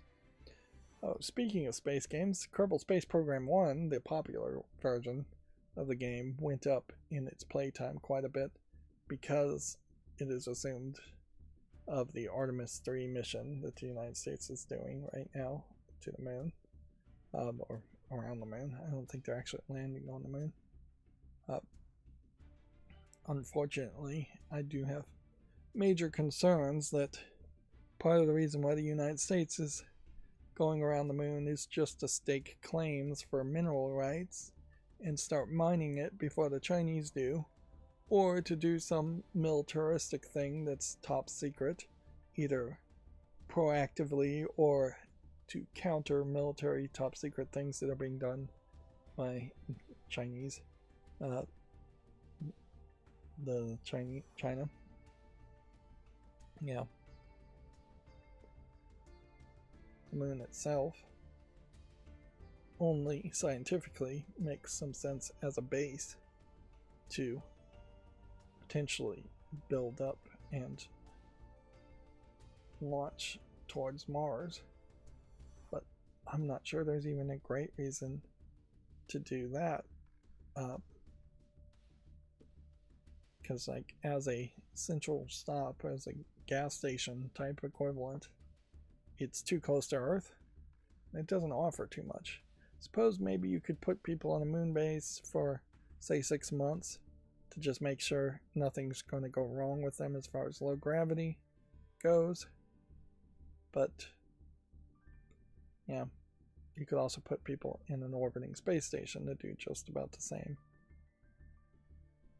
Of course, that's not video game related, so let's move on. The Switch 2 version of 007 First Light has been delayed until this summer. The other versions are still set to release in May. We really haven't heard much about this game recently, so I assume what we've seen so far is what we're getting. Some probably less than important prequel story to James Bond. Let's see. Forza Horizon 6 is reportedly getting its own limited edition Xbox wireless controller and headset. Makes sense. That seems like that still is something that's going to be done because it seems like it still sells enough. And honestly, it's probably super easy to just change the colors and the prints on these cases. It's not like you really need to make a new mold.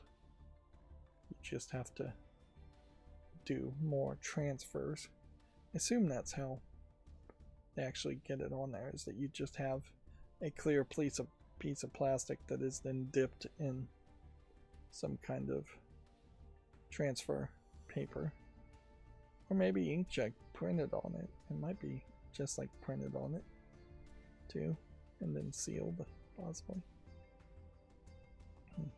I don't think they're at a point where it's 3D printing to get all the colors, which that is still an annoyance with 3D printing. Not that I've actually done any of it, but just in keeping an eye on it and researching it, there is a fairly annoying limitation on doing multiple colors and getting something that looks good. Saw a video on using acetone to polish via just having acetone float around in the air. It can polish 3D prints and smooth out the layer lines. And as far as multiple colors for 3D printing, there are new devices available, but they start at like $1,000 to $2,000, which is a lot of money when you're just starting out and not sure what, if anything, you actually want to print or have an idea to print. Our last Video Games Chronicle article says that the Guilty Gear creator says it's very dangerous for developers to specialize in one area instead of trying new skills. Quote, you'll find yourself at a loss when the project you're working on hits a rough patch. This is the article I was talking about earlier. So, Daisuke Ishiwatari has warned about the dangers of making development staff specialize in specific areas, particularly in AAA games where over-specialization is becoming commonplace. And see, the weird thing here too is that with the Godot engine in particular, more and more of the code, and it's somewhat with Unity too, is becoming abstracted. So the specialists who would be working on the libraries for something like the Godot engine are going to be increasingly separated from the people who would be working on any specific game or even an element that is specific to a game. But yeah, I think that is probably the future. So that I don't think vibe coding is going to be a thing that works anytime soon, but it is going to feel a lot closer to vibe coding than it feels like writing assembly language and having to write your own libraries and have your code work.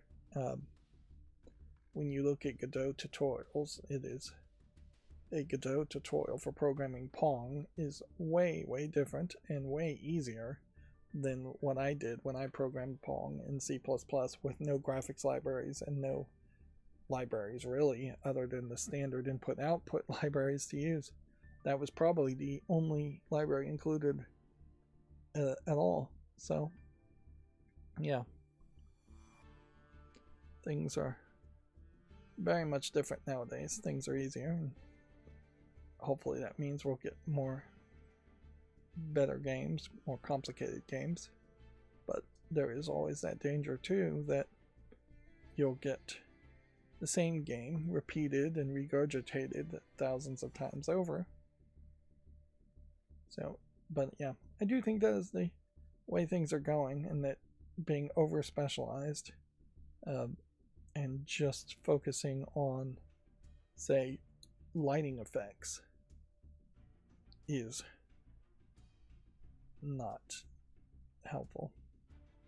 And generally, when I think of programmers, real programmers that deserve my respect, they are the type of people who would know and would want to know how to do everything in the code, and they would be able to at least generally understand what all of the code is doing. You definitely are not one of those programmers if you look at code and go, oh well, that's not my code, that's a whole different section, I don't understand any of that, that's just magic.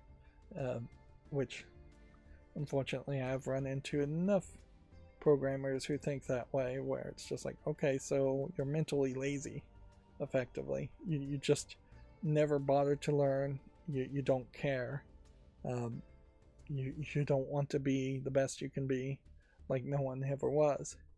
And for somebody who is creative, like a programmer, if they are mentally lazy, then they're never going to do great things, in my opinion. They are just going to do the bare minimum and take the paycheck and go home. And sometimes mentally lazy people do that by over specializing in one field that nobody can actually check them on or question it as far as what they're doing. A lot of coders also are just like really bad at programming, so they can be over specialized in programming their own code because nobody else would understand it, because they didn't comment anything and they didn't do it in any kind of smart, intelligent way. In a lot of ways, that was the problem, I think, also with classes and the concept of breaking code apart into classes and having it where some programmers are doing the main function and then different programmers are doing classes that are doing all kinds of crazy stuff. Sometimes with big code that was the way to do it, but a lot of times I think it was also a really stupid way to do things, where you were being given instructions that you were going to run a function, call a class, and when you called that class, you were going to provide it with a certain amount of information, and then it was going to do something magical and spit out a certain amount of information. And it just wasn't your job to understand what the class was doing. Just call it and let some more senior programmer write the class. Which, yeah, that's really not a good way to code, in my opinion. I want to get into too much more of a coding rant, and I want to take my first bathroom break, so I will be back in a few minutes.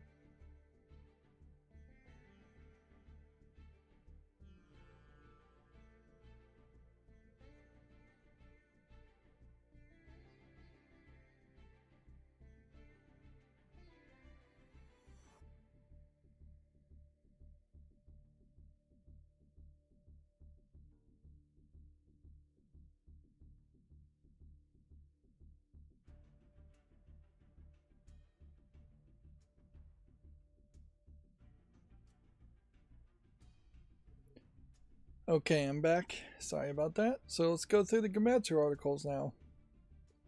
Mouse PI for Hire, Meet the Cast trailer is available. I saw a YouTuber who had apparently early access to this game. I didn't watch their video, so I'm not sure what the reception was, but I'm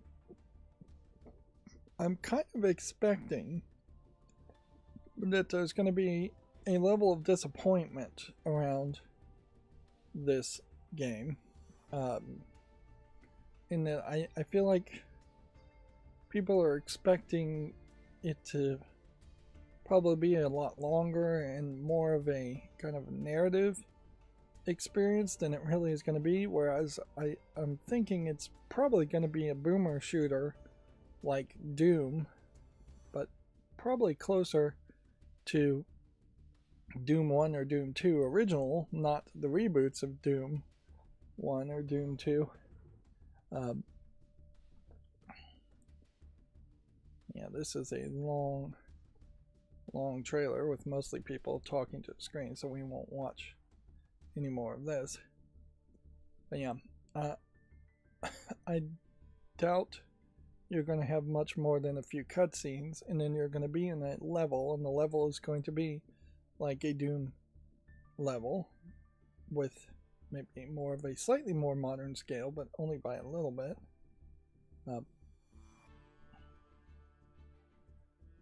But yeah, throughout the entirety of this game, there has been this feeling that the game was not really showing you much, and it was heavily relying on being inspired by Steamboat Willie, although it's not even really that close to Steamboat Willie at this point for what they're showing. And yeah, you look at this screen, and it very possibly is the case that this is your map, and these are the levels. That maybe you have to go through each level to unlock a new location and try it out. And maybe you have to grind on levels multiple times, even more than you would in Doom. But yeah. There's no telling how big the levels really are. Maybe you unlock weapons and go back to levels later. There are boss fights, probably at the end of each level. But if we look at that map again, that could be 1, 2, 3, 4, 5, 6. Yeah, it might just be 6 locations, 6 boss fights. And it might be even less than that, because this might be a starting tutorial level that is just your office to get upgrades and things like that. It is labeled as a boomer shooter. Yeah. So all I can really do now at this point is just wait and see what the reception is. But yeah, it's probably going to be somewhat disappointing. Noticeably, the other game from many years ago that was like that, Cuphead, was very much a different experience when it first was announced, in that there was very much no 2D platforming, and it was just boss fights. And even when the game did add the 2D platforming, it doubled the length, but it didn't really improve the quality by twice. And noticeably, nobody really tried to do that same kind of concept on Cuphead, as far as having boss rushes or having that cartoony hand-drawn animation style. Yeah, Cuphead, very much a unique unicorn of a type of game that's worth playing for a little bit of time, but for most people it's actually still too hard of a game. I imagine Mouse PI for Hire might be the same situation. And yeah, the using old cartoons as a concept, Winnie's Hole might actually be the best game so far. I haven't actually played it, but it is at least doing something different in a horror Winnie the Pooh mashup. Moving on, Honkai Star Rail version 4.2 update, So Laughed the Masses, launches April 22nd. It does give a feeling that there's just more effort being put in when you have a name for your update. Of course, this is probably a mobile gacha game, and so it needs that extra polish. I mean, it is something nice versus just an update having a number or being called the spring update or the fall update, something like that. In particular, that might be a great example of what a lot of anime/Japanese creators do in general, is that they just take a little bit more pride with things, or they make it look like they put a little bit more pride in things as far as just let's get more artsy-fartsy with it. Looking at all of these trailers is another great example of just really promoting your experience way more than a lot of Western games do. Professor Layton in the New World of Steam adds a PS5 and PC versions launching in late 2026.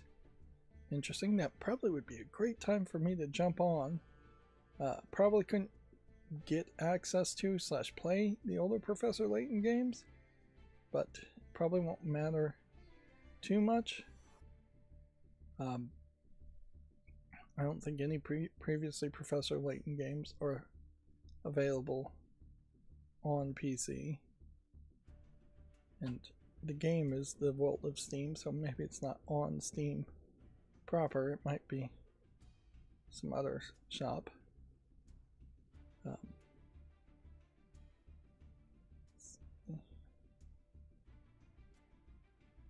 Just click on this one and skip ahead. 30, 31 to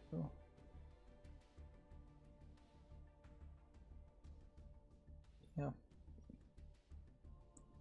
So the difference here between the two videos is just the subtitles, basically.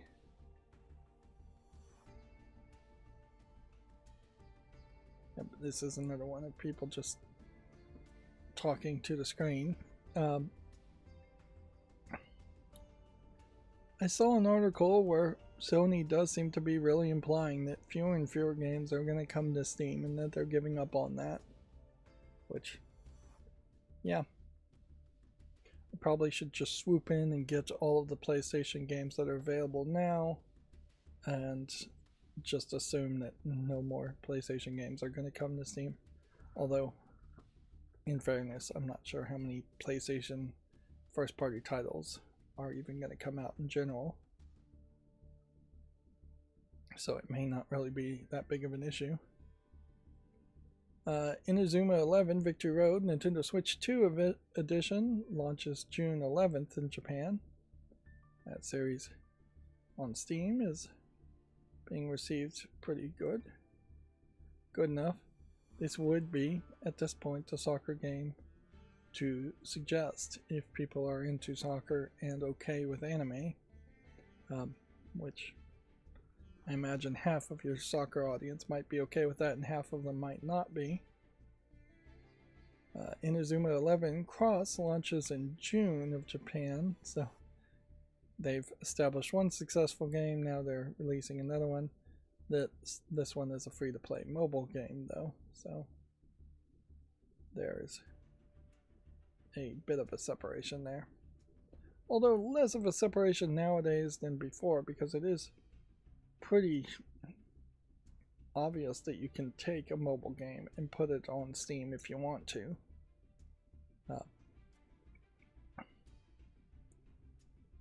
And certainly you can see that the mobile screen is not going to do any favors for this type of game. Honestly, it seems like they're treating it like a fighting game, although it's tagged as a JRPG. Which is interesting, because I wouldn't even really describe what I'm seeing here as a JRPG. I'd call this a strategy game from what I'm seeing, but maybe there's more they're not showing. Let's see, Holy Horror Mansion, Level 5 Vision's 2026 trailer. These have all been announcements from Level 5 Vision, the same publisher. So that might be half, if not most, of the announcements we have for today from Gematsu. It's just from this one publisher's announcements. So we've got a creature, we're wandering around, looking around. I would assume we're probably looking for yokai or ghosts. Looks like the character has a faux camera in front of them. Yeah, you can see in the lower right hand corner there's a camera button and there's a backpack button. So I wouldn't be surprised if this is a photography type thing. But they're not showing off the photography as far as just taking pictures of stuff. And I would assume the photography is going to capture ghosts that you can't see otherwise. Right, there was a photo of something.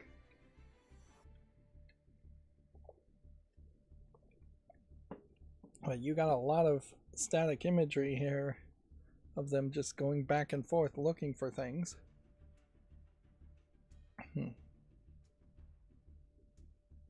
Yep. Weirdly not in a mansion though. Out in the bright sunlight, they're looking for possessed items, yokai, things like that. Definitely feels like it is targeting a younger audience. Let's see, Inazuma 11 RE adds a Switch 2 version and drops PS4. Deca Police adds a Switch 2 version and drops PS4 and Switch. Interesting, so the Japanese developers are admitting that they no longer want to support the PS4 because it's not really selling in Japan at all. Not that the PS5 is doing great, but it's doing a heck of a lot better than the PS4. This character seems to be a cat in an alternate universe here.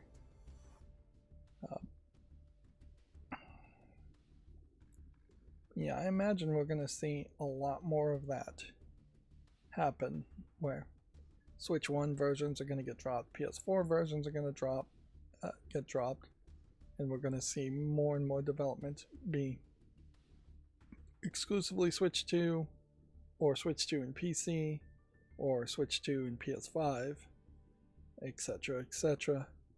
The odds of any Japanese game supporting Xbox is pretty low, and not really even in the conversation. Yeah. And then there was that new Wiimote, Wii-like device. It was a standalone game console with a camera in front of it that looked like a cube. I forget the name of it. And it hasn't announced any new games, despite it really having a subscription service behind it to get all the games. You would think there would be announcements at least quarterly to say, hey, we're coming out with these new games too, so this device is still worth staying subscribed to. Let's see, moving on. Snack World Reloaded has been announced for PS5, Switch 2, and PC, a remake of Snack World and the Dungeon Crawl Gold. Okay. I don't recognize this game. Kind of has a almost like clay crafted 3D model to it. The proportions are kind of uniquely off here. The head is bigger than you normally would see in other styles. But then it seems like it kind of falls back into just your standard turn-based RPG, or action RPG, I guess in this case. But yeah, that is the albatross around the necks of a lot of games. A lot of Japanese games, a lot of Western games have for decades been hanging around the gameplay mechanic of RPGs, and that market is just saturated at this point, if not severely oversaturated. And coming out with a new game that has dungeon crawling or RPG mechanics gets harder and harder each day as they don't stand out and they're not particularly unique. Let's see, Fantasy Life I, The Girl Who Steals Time, is coming to iOS and Android. So that is interesting admittance that the game wasn't needing to be on consoles. And every time I see this game, what I see about the game is just completely different from what I'm thinking about, because what I'm thinking about is the girl from A Hat in Time and doing 3D platforming type gameplay. And what this game is completely different from that. This is yet another RPG game. It does feel like there's some fairly large compromises though that you're doing here as far as trying to play it on mobile. And if you have a house decorating aspect, I wonder if you can shift and share progress from the mobile version to a console version or a PC version. I'm not sure about that. Cross save and crossplay. Okay, now I am sure about that. Yeah. If it is one of those games where you are grinding on it for months, if not years, having mobile versions makes a lot of sense. And ideally, that's what the Steam Deck should offer, is that you could be out and about and still playing and making progress on your games, and then when you want to have a better visual experience, you go to the PC version in your home. And it would be ideal if that also was something that could be offered through mobile without significant compromises. And with this soft, low polygon CGI, I don't think there is that much compromises happening here. Right.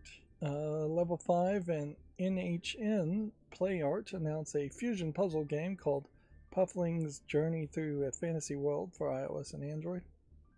They are seemingly going heavy on mobile games today. The fusion Tetris types of games, I guess, are now just becoming their own standard form and less of just a gimmick. Although I'm not sure how long it would last or be popular, because I don't know if the fusion Tetris concept actually makes sense as far as the strategy goes. In a lot of ways it is just 2048.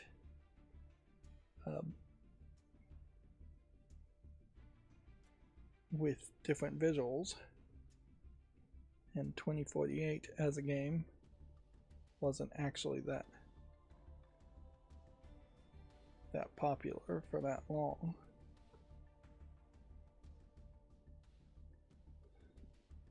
Yeah.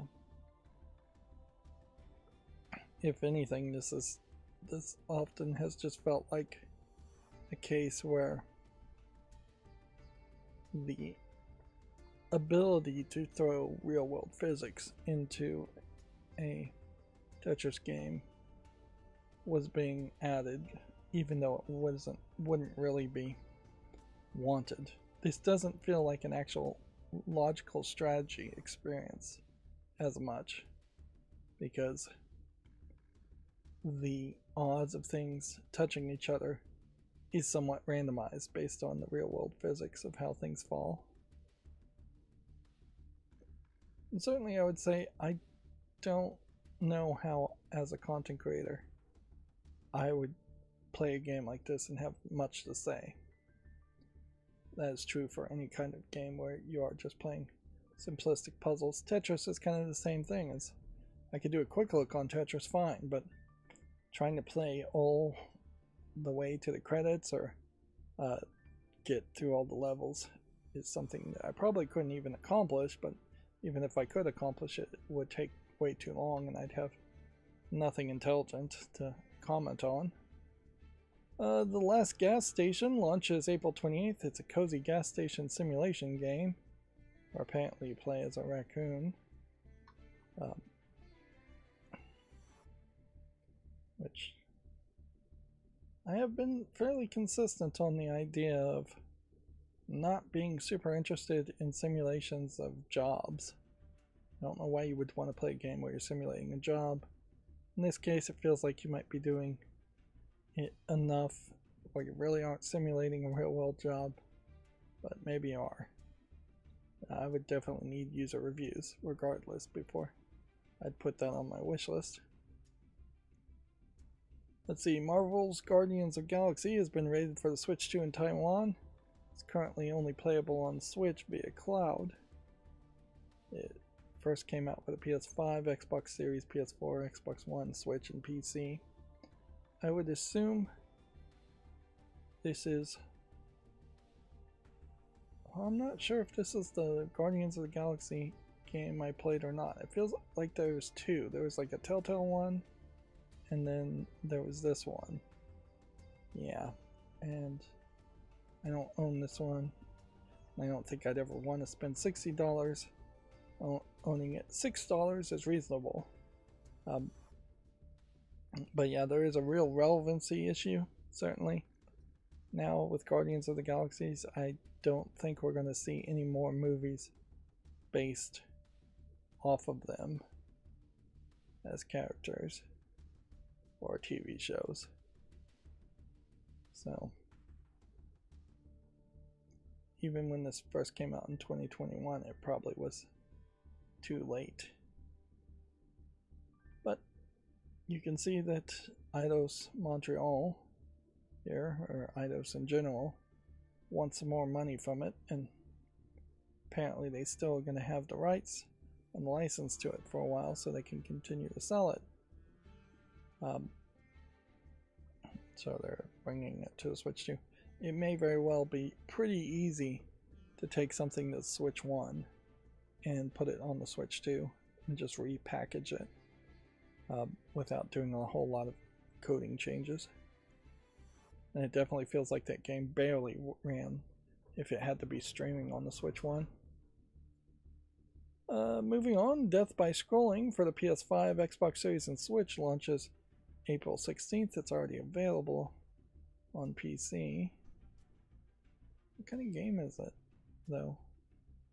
Oh yeah, this is the one where the screen is always scrolling upward, and so you just have to constantly choose the right path and move upward. And that's probably a kind of game I could play, but it also is not really the experience I would love to have, because it only takes like a brief second to lose your attention and you lose the run. And that's what would happen to me almost certainly, is that I do a 15 minutes to maybe even 40-minute run, and then eventually I would be so mentally exhausted that there would be a mistake made, and with that mistake being made, I would die. Which is kind of the whole experience with Vampire Survivors when you first start playing, and then you get a lot of good runs with some of the characters that allow you to just go on forever. And once you have a run that's going on forever, it stops being beneficial to keep on playing, which kind of sucks too. Yeah, I have not gone back to play any more Vampire Survivors since my initial playthrough of it, nor have I scheduled any videos in a very long time, so that video has not come out. But yeah, there's basically no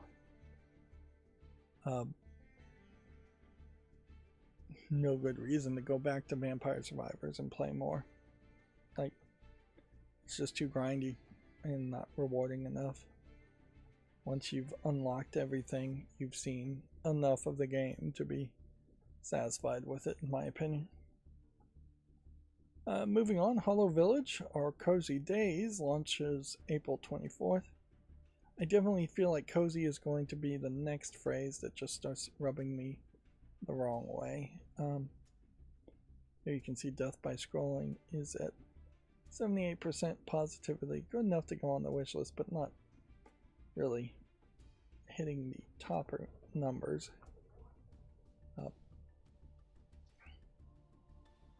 Hollow Village here is not out yet. Yeah, just the phrase cozy, just labeling your game as cozy, is increasingly going to start rubbing me the wrong way. You know, in fairness, I would say this does look pretty cozy for a game. It's just gonna be overused. A game called Don't Starve Elsewhere has been announced for PC. It's a new Don't Starve experience. Let's see what they are going to show with the announcement trailer. See,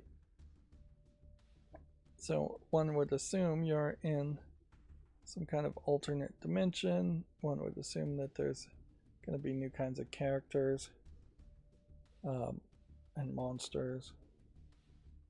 One would assume that there might be new types of gameplay mechanics that would justify them making a new game versus them just adding content to the existing games.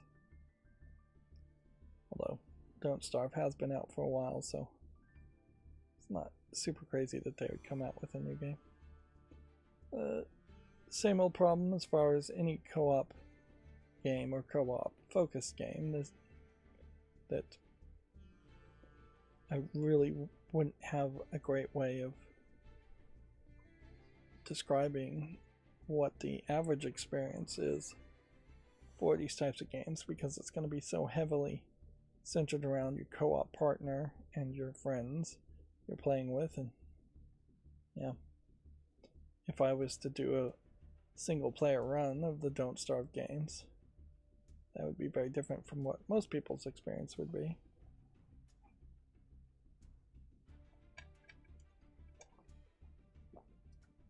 While that did look like there were some new characters and maybe a few new gameplay mechanics, that still very much looked like just a Don't Starve game, as far as I understand what they have been in the past. That is one thing I'd also like to see change, is if something is co-op focused, we would get some kind of metric to point that out.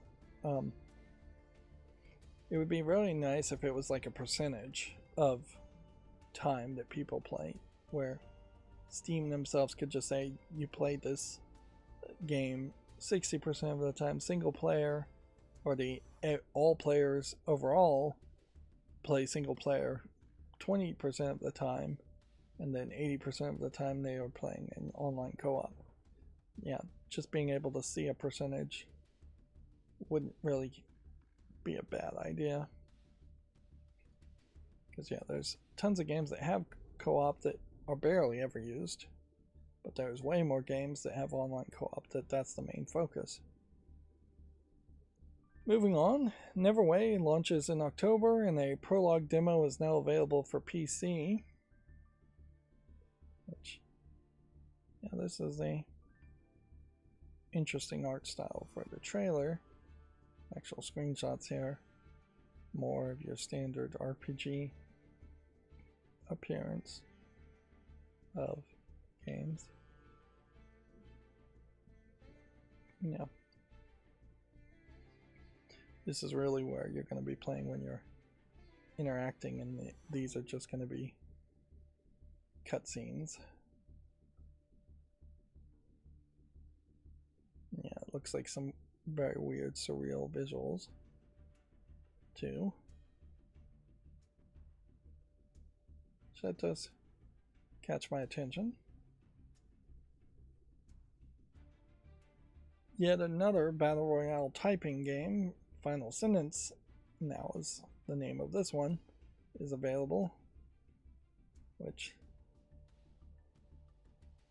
I don't know if that's really something that even should be getting promotion from Gamatsu, because, yeah, this is kind of ridiculous.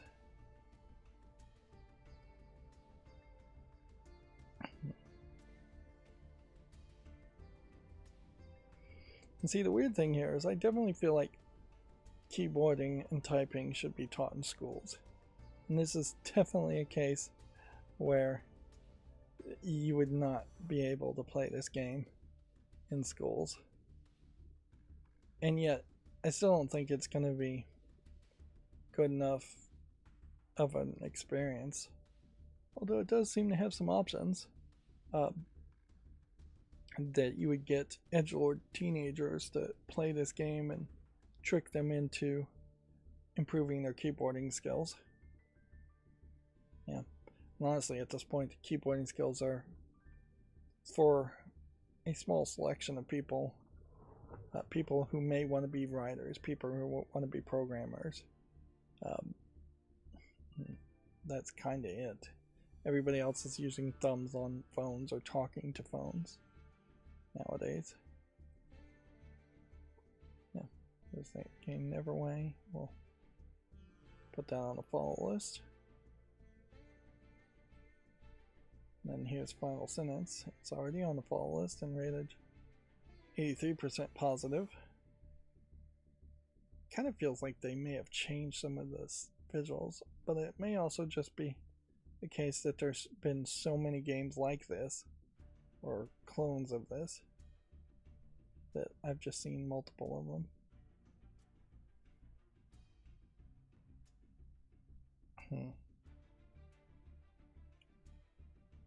At least when you had Typing of the Dead as a consideration, that was them taking a real light gun game and doing something unique so it could be played on PC, since most people don't have light guns. But even that was not school friendly. Yeah, I think back certainly to Mavis Beak and Teach Us Typing, and they had mini games where you were running like a cash register and doing 10 keep on the number pad, or you were racing in a race car and a bug would splat on the screen every time you made a mistake. They really had to be creative about what the mini games were going to be, where this screams a lack of creativity. This is just buckshot roulette with typing. Let's see. Temple Dive co-op adventure game Too Deep to Quit has been announced for PC. Weird Muppet art style, which does bring about an interesting thing. Like, Muppets slash puppets have never been particularly popular outside of the realm of Sesame Street and Jim Henson. It is not surprising that we've never seen Muppets as a type of character in a game, or we've seen things that are kind of Muppet-like, but this really screams we wanted our characters to look like a Jim Henson Muppet. I'm sure there have been Sesame Street games and Muppet games in previous decades, but I don't think there's been one anytime lately.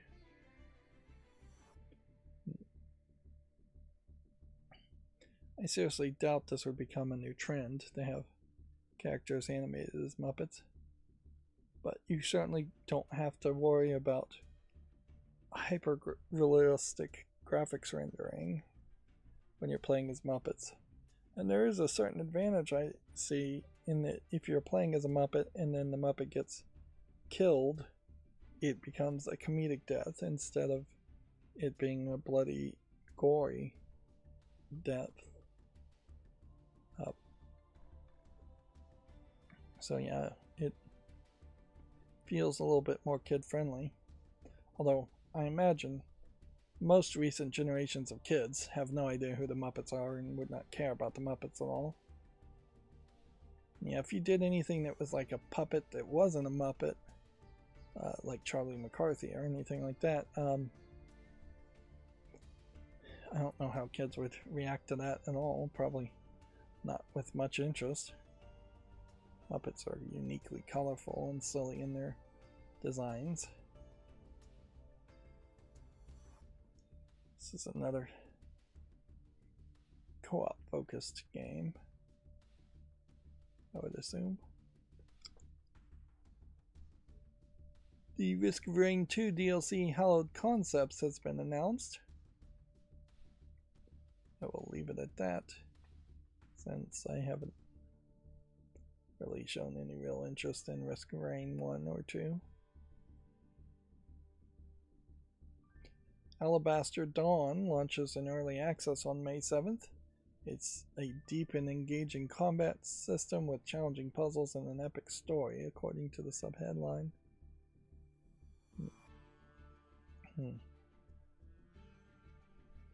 Yeah, actually, it's a little surprising you don't have more people claim that their game has a deep and engaging system.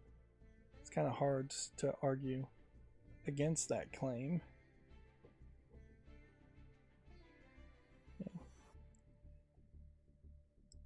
This is the demo. Let's go to the main game. Put that on the follow list.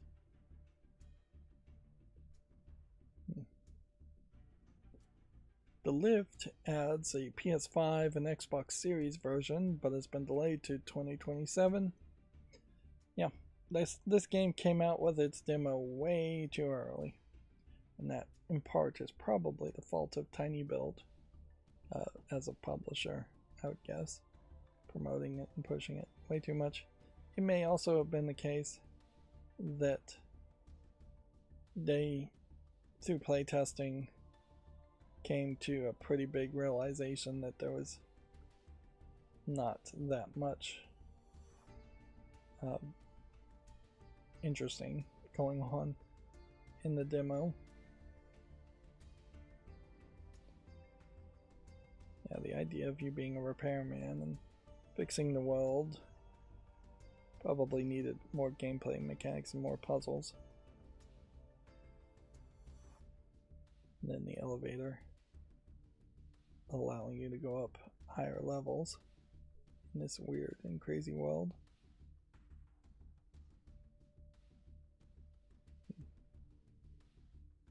There is also a question certainly about the story of this world. It would be nice if it was an amazing BioShock type story, but I suspect it's going to be a middle of the road type story. Yeah. It sometimes definitely feels like all the stories have been said and done as well as they can be done. Of course, somebody would have said that 2,000 years ago also. But yeah, we are just waiting for the next Miyazaki, the next Studio Ghibli, the next incredibly creative person. The next person to probably take magic mushrooms and trip the rift enough to come out with something crazy. Technology, I think, is certainly here to do something different, but when they push things like VR, it's not something that's appealing to actual consumers. But yeah, even in anime, which notoriously in previous decades was very weird and crazy, Neon Genesis Evangelion, it's been a real long time since anything groundbreaking has come out at all. It's been a lot of repetition, a lot of boring, a lot of playing it safe and production by committee projects. Moving on, Clover Pit DLC Unholy Fusion version 1.4 update also is available. Which, yeah, I'm actually a little surprised that there aren't more people playing Clover Pit, but I guess maybe there's just fewer people that are actually interested in these visuals and playing slot machines and probably paying what would it cost normally, $7 for the game. But yeah, it may be that people who want to play slot machines actually are just playing real world slot machines or gambling online with real world money, and so there is less of an appeal and less of an audience that wants to play virtual slot machines with a whole bunch of crazy modifiers like Vampire Survivors. Yeah, sorry.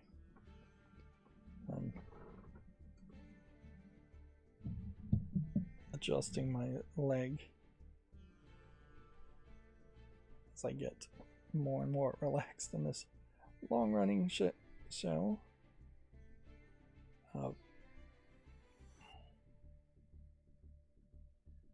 Let's see. We Were Here Tomorrow demo is now available for PC.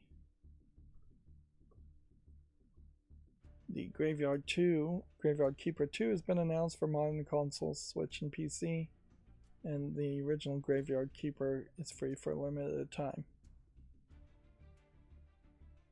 But yeah, this is one of those cases where if I get a game for free, there is some small argument that I should just jump on and live stream and play that game for free as fast as possible. But by the time a game is free, it's because it's been out for a very long time anyways. Yeah. So still probably wouldn't get any views around it. We Were Here Tomorrow.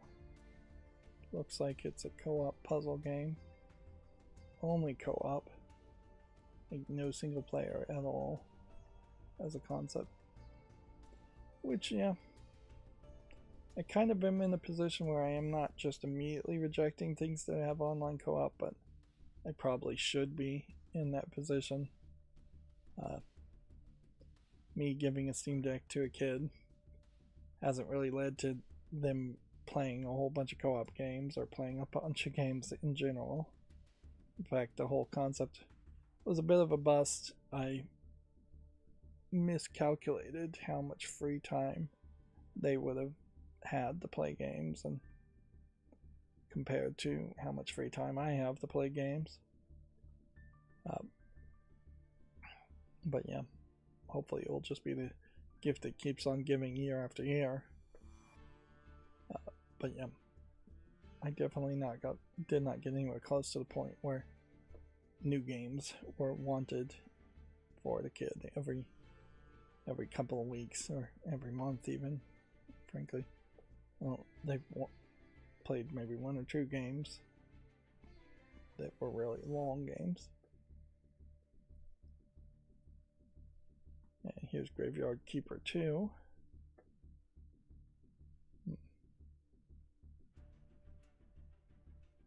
Which, yeah, might be something I could tolerate. Let's see, Far Far West launches in early access on April 28th. Yeah, visually doesn't look interesting. There's Graveyard Keeper 1, rated very positively. A whole bunch of people playing it right now. Doesn't have any online play aspects at all. Certainly it would be weird if I jumped into playing a new game when I was in the middle of playing Resident Evil 2 Remake and have taken a prolonged break from that. But maybe that would help as far as just getting more game footage done as if I did jump around. I don't think it would help. I think it would just make me like far too many other gamers who give up on games and never come back to them and don't even make it to the credits, which as a critic and a reviewer, that's not acceptable to me. Here's Far Far West. It's already on my follow list. It is not particularly too impressive. Potato DLC Primal Dead has been announced. I wanted to say D, but it's Dead, D-E-A-D. The game is overwhelmingly positive, so more DLC for it is probably going to be positive. It does feel very much like a predecessor to Vampire Survivors, which might mean it's a little bit simpler to play than Vampire Survivors, which might be appreciated. I do think there's only so many of these games I would really tolerate as far as bullet hell top-down twin-stick shooter type games. The open-world survival crafting adventure game Tim Tim Pioneers has been announced for PC.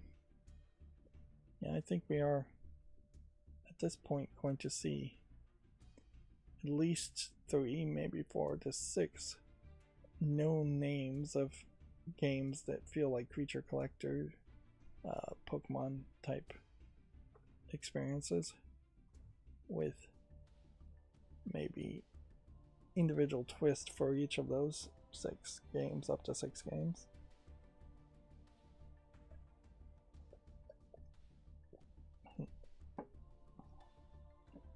The question certainly to ask is, with Pokapia being so popular,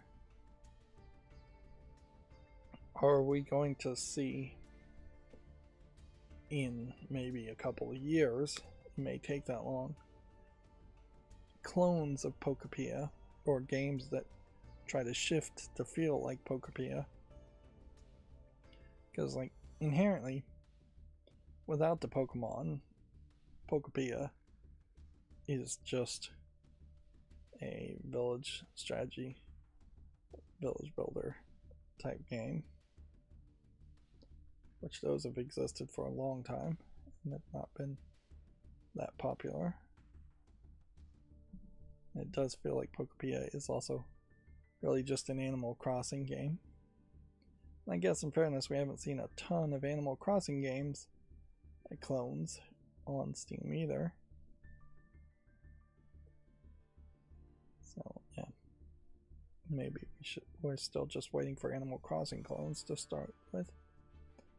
Let's see, Valor Mortis launches this fall. Latest trailer reveals new weapons, environments, boss, and the parkour mechanics.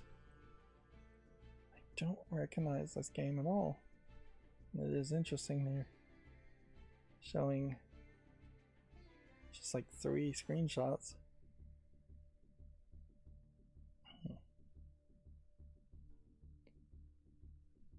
So it looks like you're on, I would guess, a French battlefield. Some kind of monsters on it. You're doing sword swinging with the occasional magic / gun in your hand.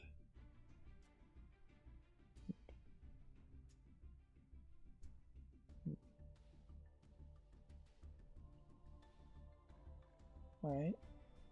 Well, it's a slightly different story, I would say. The idea of people being infected turning into monsters, and it does have that Bioshock 1 type feel to it in its gameplay mechanics, and a hint of Bioshock 1 with a lighthouse and a weird environment.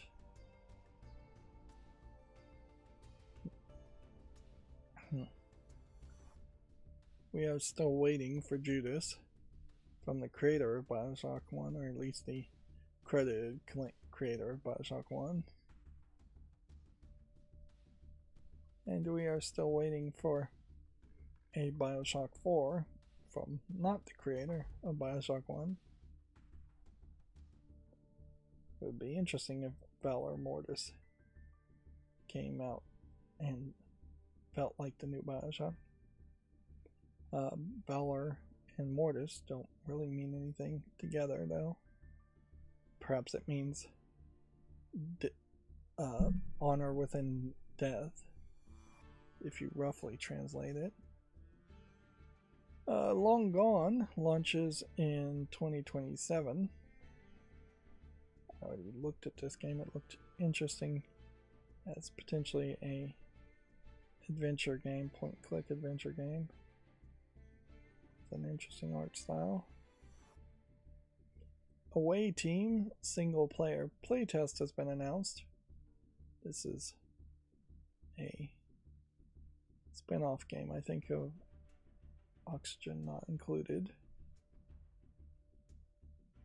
which I never could get into that game. I tried once and failed miserably.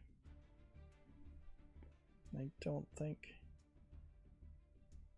this would encourage me to try again. It's just too much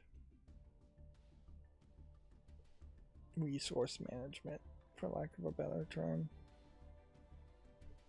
Yeah. We have a lot of Gematsu articles we're going through today. Everwind Early Access Update. The First Ascent launches in May.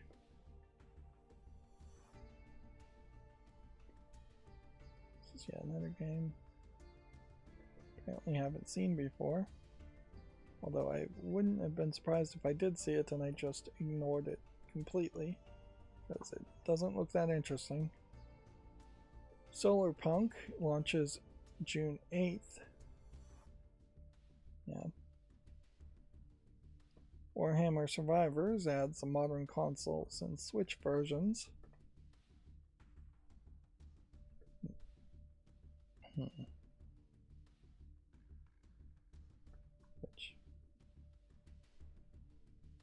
Yeah, that's a weird looking game. I really don't have my finger on the pulse of Warhammer fandom, so I have no idea what Warhammer fandom really wants, if they want anything in the world of interactive video games, or if they aren't just all happy to play Warhammer in the real world tabletop gaming format only.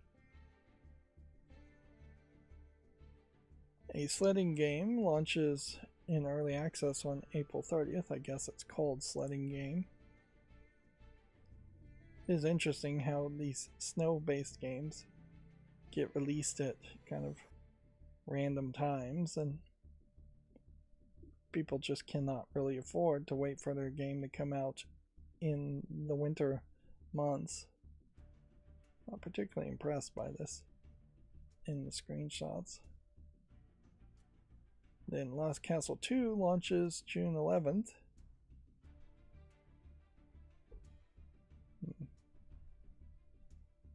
Boy, do I feel like I'm just running out of energy at this point. Like, I feel a little bit different today. It's just not super exhausted, but as my chair just sinks into, as the cushions in my chair just sink deeper and deeper, and I just tend to slump over more and more, that feels exhausting. And certainly just 2 hours and 50 minutes. We're that far into the stream, and I should never mention how long we're far into the stream, but I mean, it's long. It's a long amount of time, and I don't know really how to make it better without messing things, giving worse content. Yeah. Borrowed Trauma DLC expansion Home and Harbor launches this fall. I recognize Borrowed Trauma. I suppose what I could do is I could potentially stop having these tabs open up. And if that was the case, that would save some time, but it also means I wouldn't put things on the fault list. It also means I would be less likely to make YouTube shorts. You lose out on quite a lot to do that.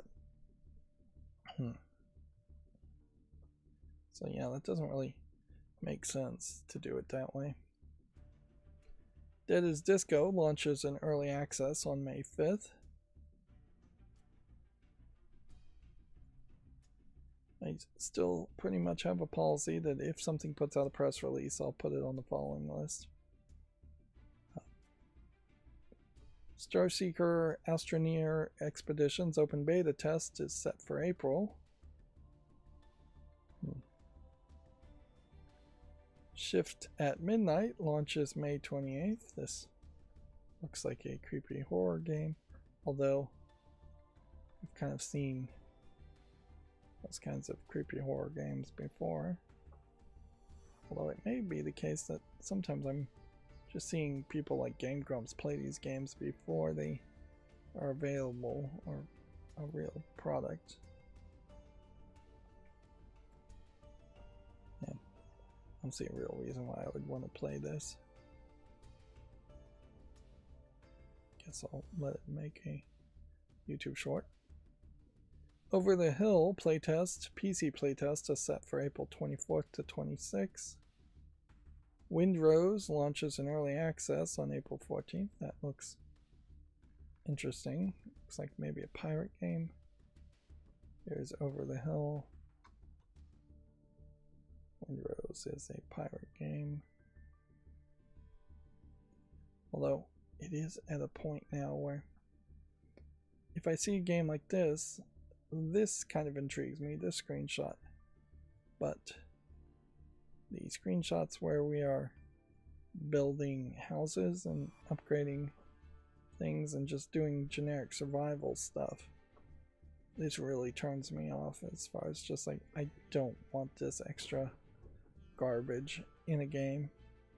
And yeah, this feels like this is very multiplayer focused in its experience. Whereas I would prefer a game like this to just give me a narrative, kind of like Diablo, where we're just going to go through a bunch of towns or a bunch of dungeons of some sort and fight a bunch of people and get a bunch of resources and then move on to the next harbor, the next town, the next dungeon. I don't want to slow down and do a whole bunch of shopkeeping nonsense or survival mechanics nonsense. A Violent Party game collection, Machine Party, has been announced for PC.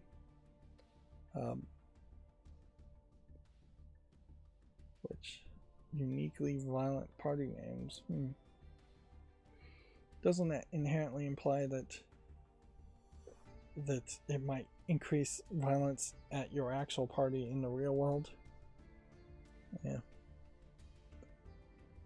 it probably isn't really the case that would happen, but I mean, this does just feel to me like there's too much of a silliness going on. This is from the creators of Buckshot Roulette. Yeah.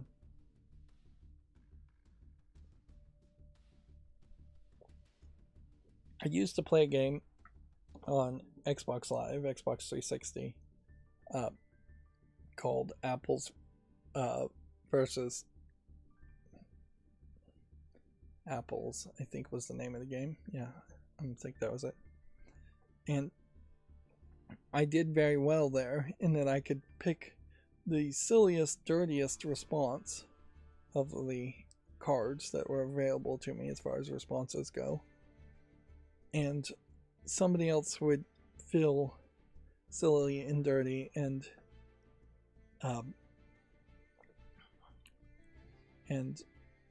choose my option, and that would get me more points. The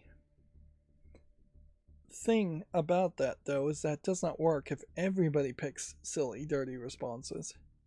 Then you're just playing Cards Against Humanity. And the reason why Cards Against Humanity eventually gets boring and doesn't work is that you have this encouragement to pick the silliest, dirtiest response.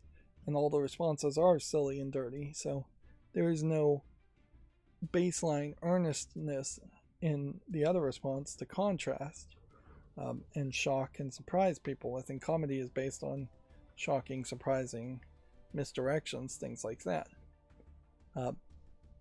Inherently, I feel like Machine Party runs into that same problem, where if everybody is just loving the violence, it's no longer shocking and surprising. It's going to become just boring. Unless, of course, you have a group of true psychopaths who somehow want these joke games. Which, yeah. I don't think you'd find 4 true psychopaths that would love these joke games and want to play them over and over again. And that's kind of the problem, though, also with party games, is that they are very dispensable. Like, very few people want to play the same party games over and over again. You play a tabletop game, a party game, maybe once or twice a year, and then you move on to the next game, and it's a very expensive hobby because of such. Moving on, the gritty and twisted farming game Crop has been announced for PC. Feels like just about 4 years after that other weed game. What was that? Schedule C, I think was the name of the other weed game. Which I think once again highlights the just long amount of time it takes to make a parody. Yeah, and in this case, I don't know if you're even growing weed. It looks more like you're desperately just trying to grow crops in a soil that's cursed. It definitely feels like more of a survival game. Which, in fairness, while I am not a huge fan of farming games, a psychological horror farming game might be enough of a twist to bring me aboard. Moving on, Super Battle Golf is coming to the PS5, Xbox Series, and Switch 2 this summer. It's already available for PC. And then Frostраil playtest begins April 16th. Okay, a lot of playtests seemingly happening in the next few weeks too. Here is Frostраil. Not out yet. No.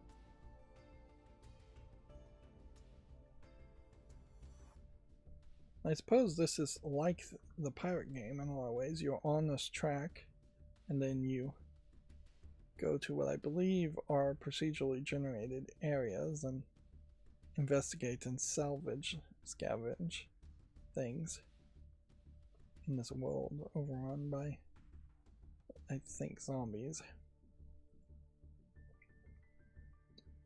Still, maybe too many survival elements for me. Probably not, but could certainly be the case. Moving on, we'll go to the Gaming on Linux articles. The legendary, the free and open source Epic Games launcher has moved to a new organization. Switched hands to keep it going.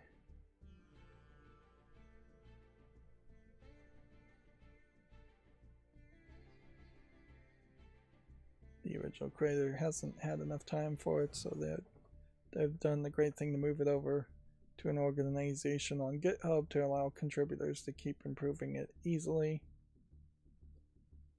Yeah, I guess we'll just leave it at that. It's nice to see how open source software can continue versus closed source software just getting abandoned, shut down, or left unupdated for years, as it often is.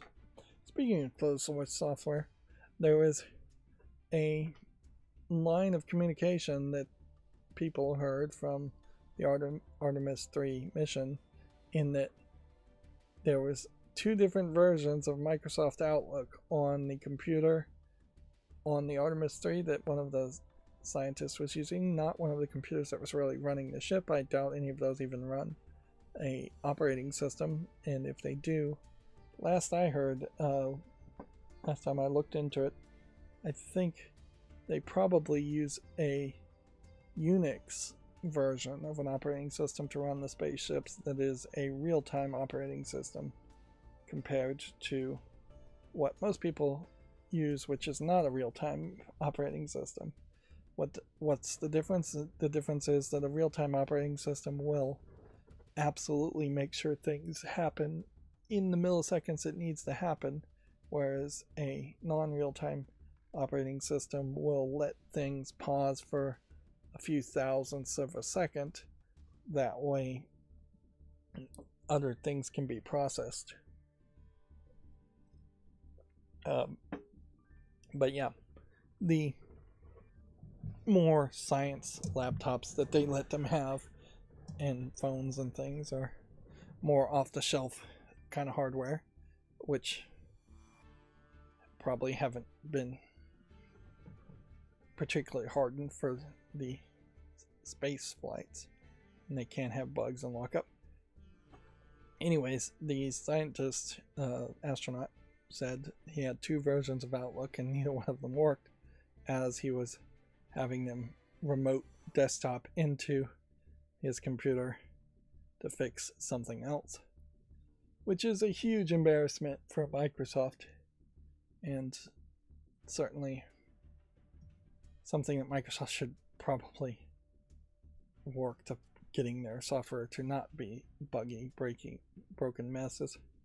France, by the way, just announced that they were going to move away from using Windows to Linux because they want to be more independent from United States companies, which, yeah, as the countries outside of the United States want to become more independent and not rely on US companies, a US company like Microsoft and Windows becomes less and less attractive,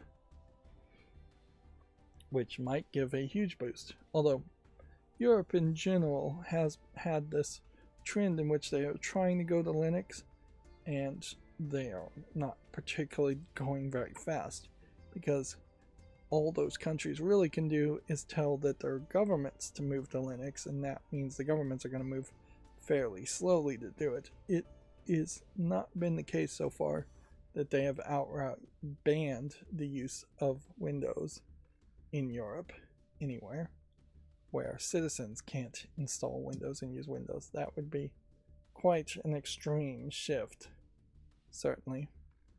So at a certain pace now, that if Europe did go to Linux, it might be 30, 60 years before your average citizen had a tendency to use Linux, which Windows just being bad will push your average citizen in Europe to move away from Windows faster than that. Moving on, the humble choice for April includes Assassin's Creed Valhalla and more indie games. We'll probably see tabs open for each of these games.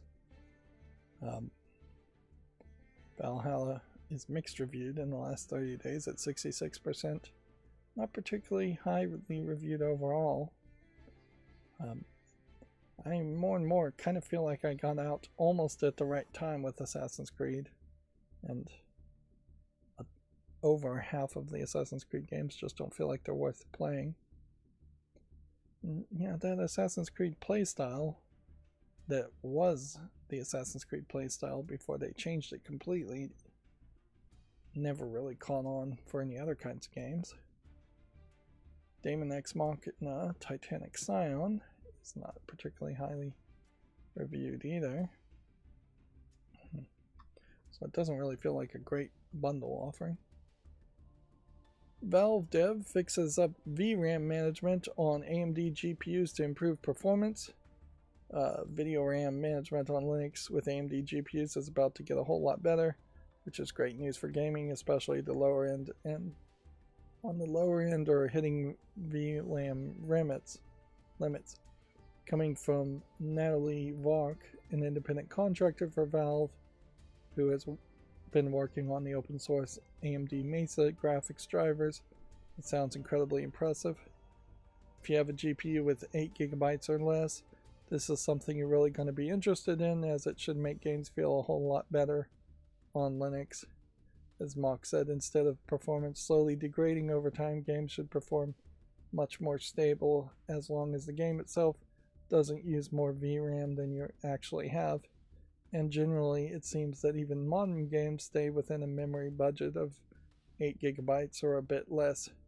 So if you have a GPU of 8 GB of VRAM, you should be good to go with today's games.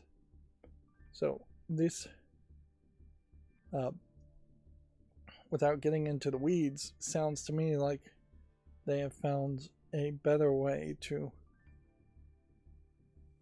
garbage collect, as they would call it, and release things from video RAM that are no longer being used. Of course, that might lead to more micro stuttering if you have to load things back into the video RAM, or it might lead to just more loading, longer loading overall as a trade-off. But micro stuttering when you enter a new area and load in new frames and new textures, or loading when you load into a level for the first time, it's probably better than just consistent stuttering or consistent low frame rates throughout the entire experience. They are pushing CachyOS as the way to test it out. But yeah, this being labeled Plasma Foreground Booster might also mean that they are releasing textures that are in VRAM from other applications that are in the background, which, yeah, that would work very well, except for the case when you're trying to record or stream, because I know Windows also had an issue once, at least, with that, where the entirety of the processing and focus would be in any full screen foreground game, but if you were also trying to run OBS and record or stream, that would get slowed down and stopped completely. I think I had to change some kind of registry setting to prevent it from doing that. DMEMCG, I don't know what that stands for.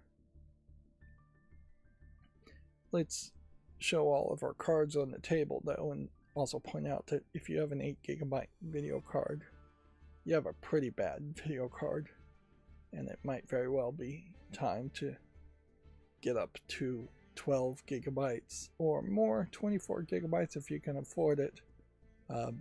More video RAM probably in the long run will do you better than getting one generation higher as far as AMD graphics card goes. It would be tough to guarantee any accuracy in that statement, but I would think that if it was the case of this year's model or last year's model, with last year's model having 24 GB and this year's model having 16 GB, you might do better with 24 GB of video RAM. Although a lot of that also is going to have to do with what resolution you play on too.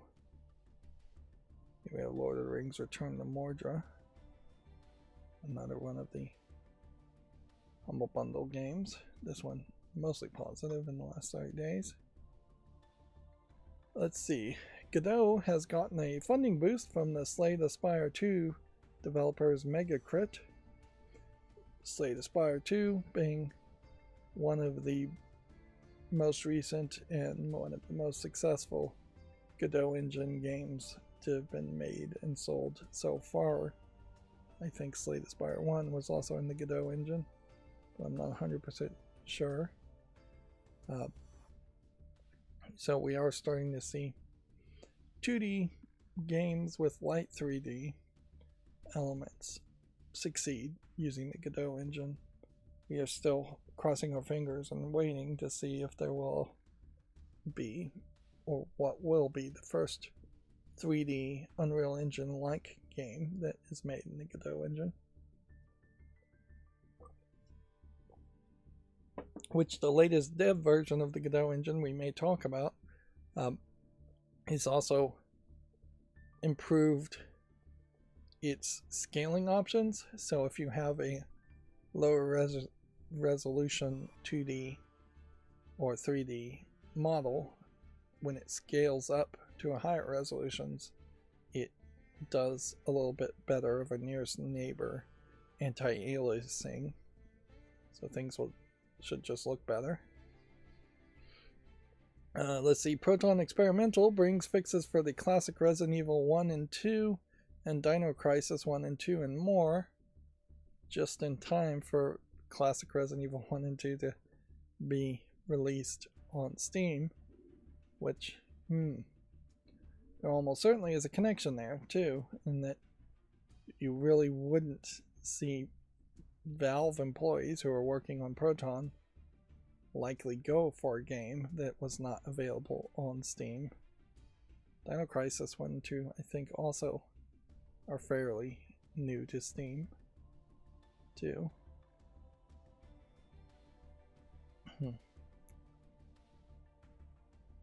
Until Then is another game from the Humble Bundle. Steam VR Beta brings a number of fixes for Linux gamers.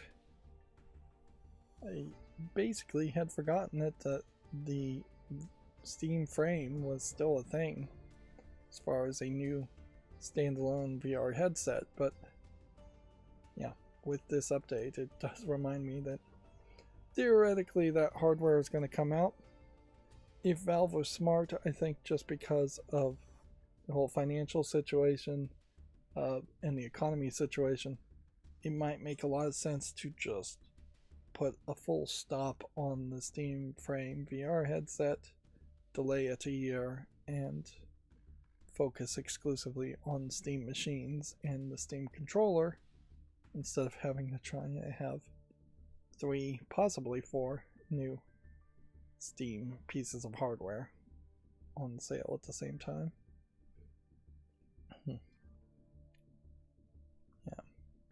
but they want the Steam Frame to come out because the Steam machine can stream to the Steam Frame, so they were, I assume, hoping people would buy both. Realistically now, with the economy, I doubt very few people would buy both. Planet of Lana is another game from 2023, very positive, one of the Humble games. Framework teases new hardware and something big for Linux too.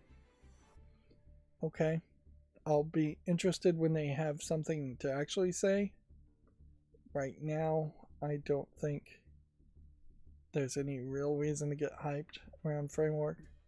Like, the Framework desktop is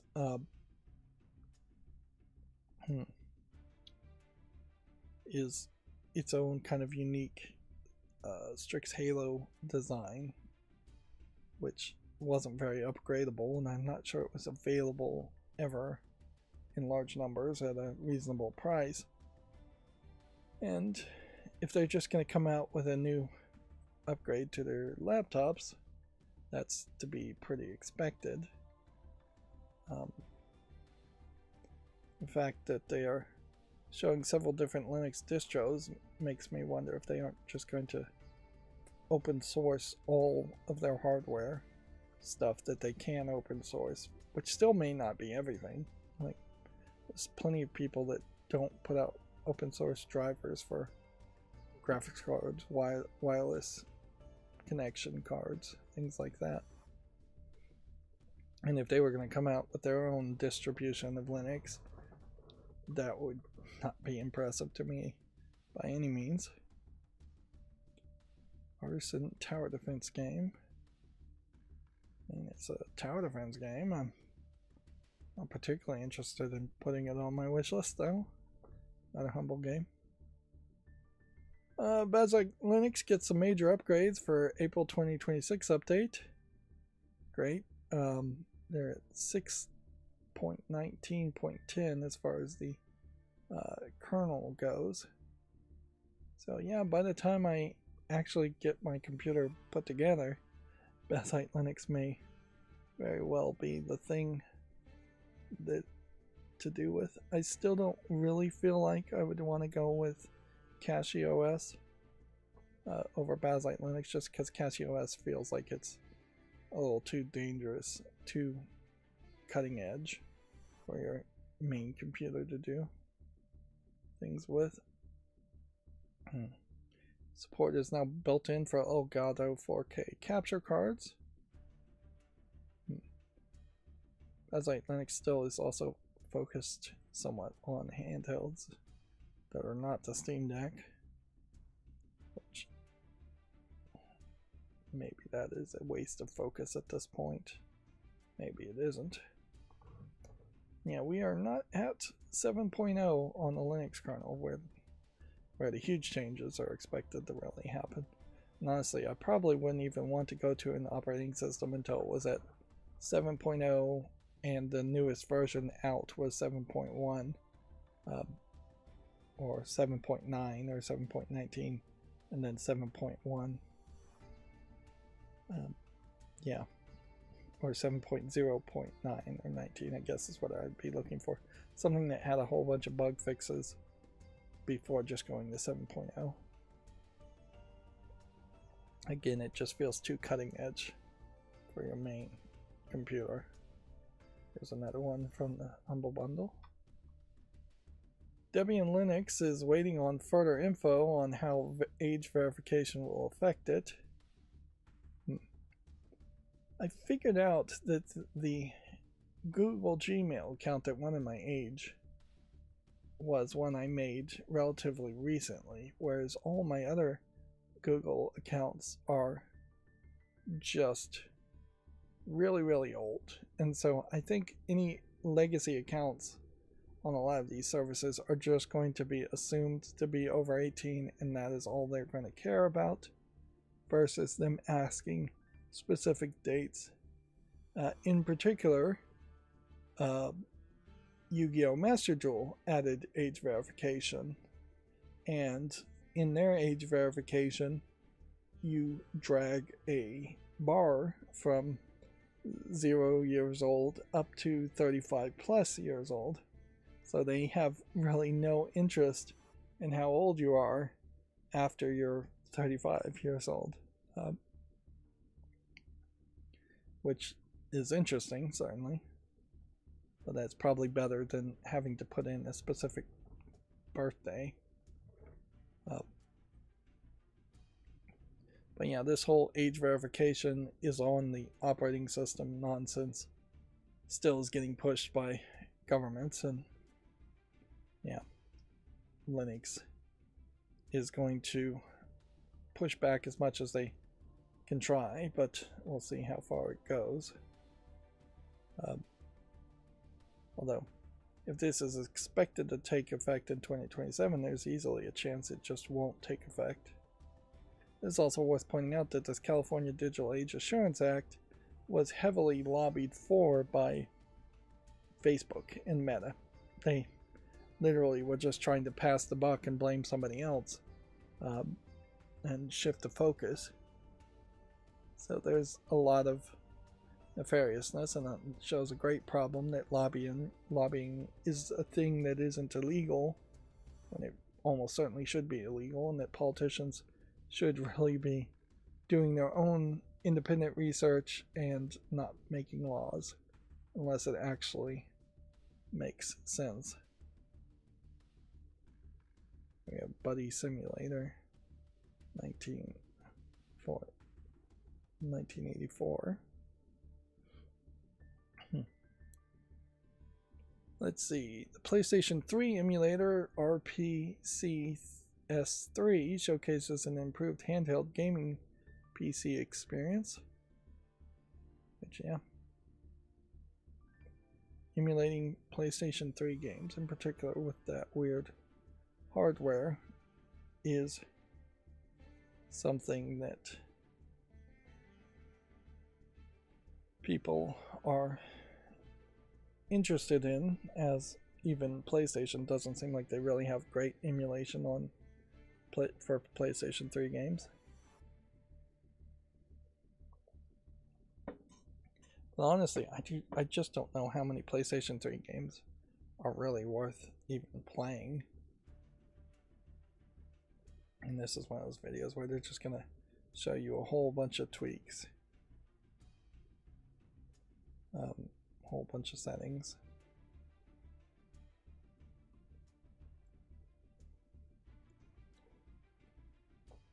But yeah, one would hope that this emulator worked so well that you would start to see some of the games like Infamous or God of War, old games, all get released on PC and playable on PC, instead of, so you can have them in your Steam library instead of just emulating them from ROMs. And you would hope that that might even show that there's enough enthusiasm for some of those games to get remade. Although I question whether Sony in particular cares, and if any of those companies even still exist that could remake or port a lot of those games. Yeah, I'm particularly thinking about Heavenly Sword, and when I think about it, there is this whole instance here where the Chinese style wushu style games were feeling like they were the next big thing, but it's been a while since we've had one of those games come out. I imagine we're in a bit of a lull, but it'll come back in a few months. But yeah,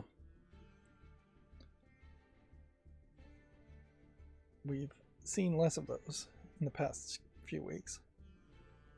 Let's see, Valve makes huge changes to the Steam Workshop, now more mobile and Steam Deck friendly. So, wider pages, bigger items, faster filtering, smarter filtering per section, a new quick menu, and mobile Steam Deck friendly. Here we can see pictures, I guess. Yeah, I think you probably would have to have this either on a cell phone browsing the web page. Now, previously I had seen the client seemed like it was getting more mobile Steam Deck friendly, but this may be the web page itself making the same changes. It's an opt-in update that has a button in the Steam Workshop page, view Workshop Beta. Okay. The thing there for me, and I think for most people, is that you very rarely go into the workshop, so you wouldn't even know what it looked like before. But obviously they are trying to just make everything more Steam Deck friendly, more mobile friendly, and that is the direction everything is going. Everything is just going to need to be better organized, better optimized, as there's just going to be more and more stuff everywhere. Yeah, there's no indication that workshop items or games in general on Steam are going to become fewer or more curated.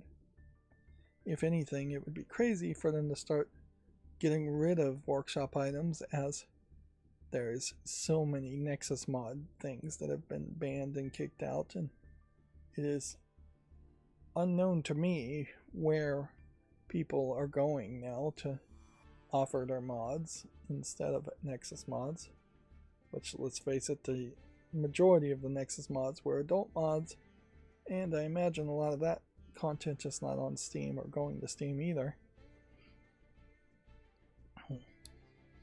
Moving on, for our last Gaming on Linux article, SteamOS 3.8.1 is now in beta for more gamers to test features.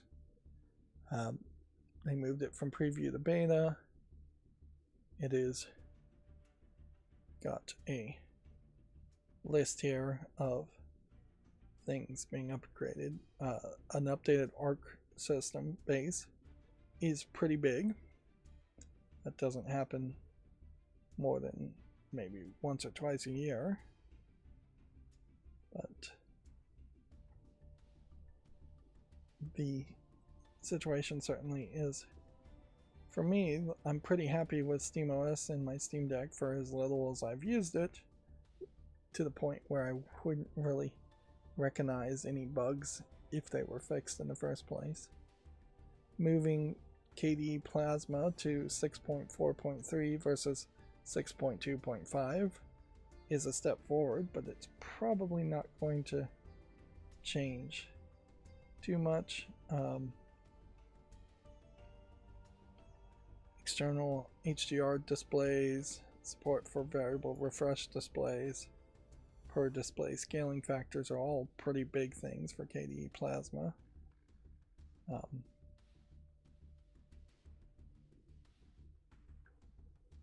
charging LED now changes color when the charge limit is reached rather than only at 100%, which that is, I guess, one thing I have noticed, is that I have the charging limit at 80% and it just stays at the white color instead of going to green when plugged in. Several non-deck things have been changed also. Quite the list here that I'll leave you to check out if you're really interested. That'll bring us to GameDevelopers.com. Yeah, the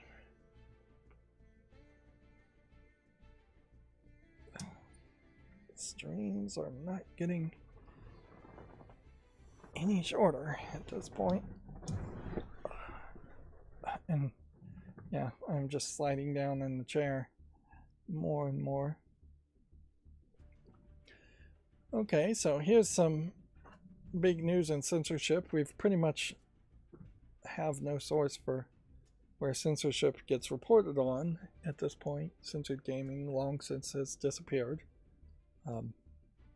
Well, I do follow a YouTube channel called Sex Positive Gaming.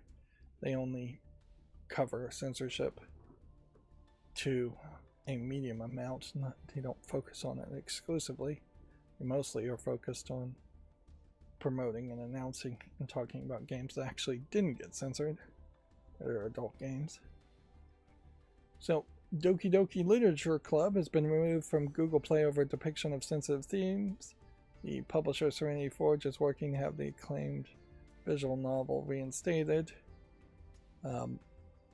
What's weird about this in particular is that I don't think Doki Doki Literature Club is new to Google Play.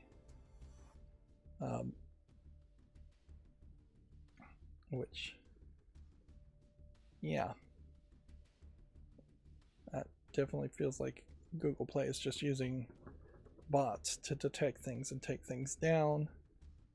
And this goes to show how Google, even outside of YouTube, is terrible in how it applies its terms of services and how it just kicks people out with no real care in the world.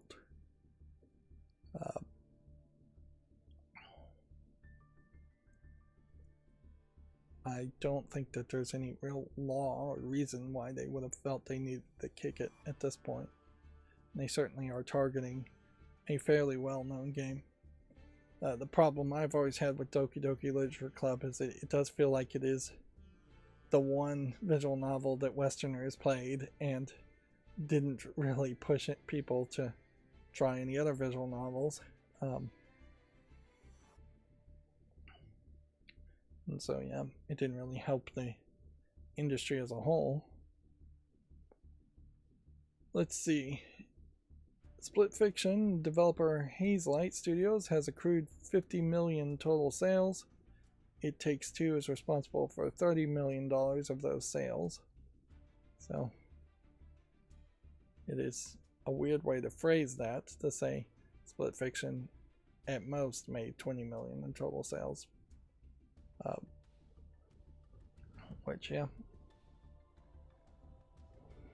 for games that require people to play in co-op for the entirety of the experience, that's probably a very large amount of sales. But it still creates that same problem that I've always had with these games, and that I can't cover them. And even if I could cover them, the actual gameplay mechanics on them kind of suck. It really is just a lot of dying over and over again and platforming stuff with a co-op partner who probably is going to be worse at platforming than you are.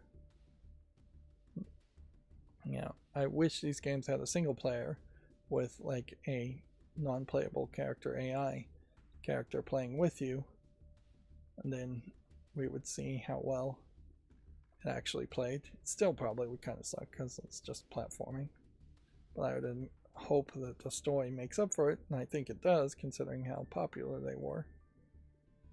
Notably, though, they probably were the only company to get 2 successes off those types of games, and I don't think they will get a 3rd success anytime soon. And I'm glad that did not become a trend where you saw a whole bunch of relationship / co-op games come out. Let's see, Black Tabby Games slinks into game publishing with 1000X Resist creators' next game. I guess they were a game developer before. Slated Princess and Scarlet Harlow developer, Black Tabby Games. Yeah. Which I've said it previously, when you see a game developer go into publishing, that means they have a lot of money and not enough ideas to develop their own games, or maybe not enough staff to develop their own games. It is possible they have a ton of money and that all their staff is developing a game, but they don't want the money just to sit around, so they invest in something else. Although I don't think it's probably guaranteed to be that calculating either. I wouldn't be surprised if it isn't just that the people in charge of Black Tabby Games liked the creator of 1000X Resist and decided to fund him because of just cronyism, for lack of a better term. See, Konami's eFootball has topped 1 billion downloads, although it's a free-to-play sports game, so 1 billion downloads really means nothing. The off-the-grid developer Gunzilla is accused of failing to pay employees. We talked about this before.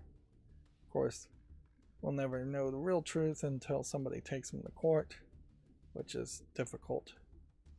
Like, wage theft is the #1 theft in the United States by far, and there is no special mechanism, no special court system to sue an employer for wage theft. It is just hire a lawyer, go to court, maybe go to small claims court, which might make it a little bit cheaper and easier, but in general it's still you need to pay a lawyer a ton of money right at the point where you're getting ripped off and not paid, so you probably don't have a ton of money.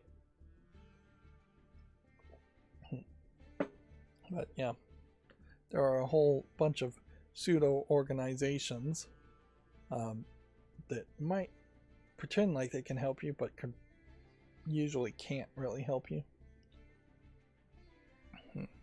As it goes. And don't for a second think the police will do anything about it, unless you can trick the person into confessing right in front of a cop that they're stealing your wages. And even then, the cops still may not arrest people.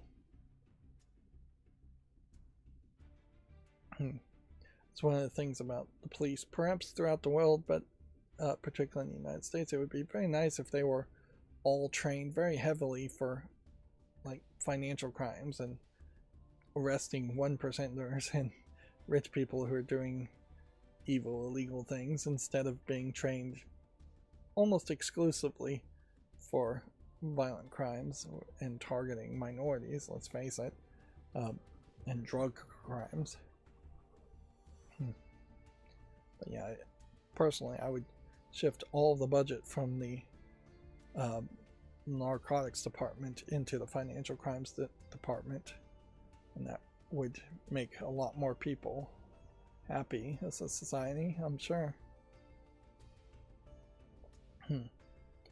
Let's see, the Supercell CEO, is that Ilka or Ika Paninanin, is going to receive a BAFTA fellowship. He was the co-founder of Clash of Clans and Brawl Stars Studio in 2010. I have no idea what language his name is even from. But I guess he's living in London if he's getting a BAFTA. Although, questionably, should they be giving BAFTA awards to people who made mobile games that were very popular but not particularly that good as far as what the actual game was? Or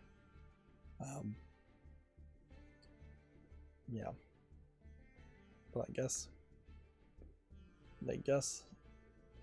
they think he does deserve a fellowship. Although it is also the UK, where they love to give fellowships and titles and awards to people for doing basically nothing. Knighthoods to people for no reason. Let's see. Netflix has launched a playground video game app for children. The application is available on the Apple App Store and Google Play. I would assume this is like an app launcher. No advertisements or in-app purchases. Grants access to a library of playable games based on franchises like Peppa Pig and Sesame Street. Notably, all of the experiences are also available offline.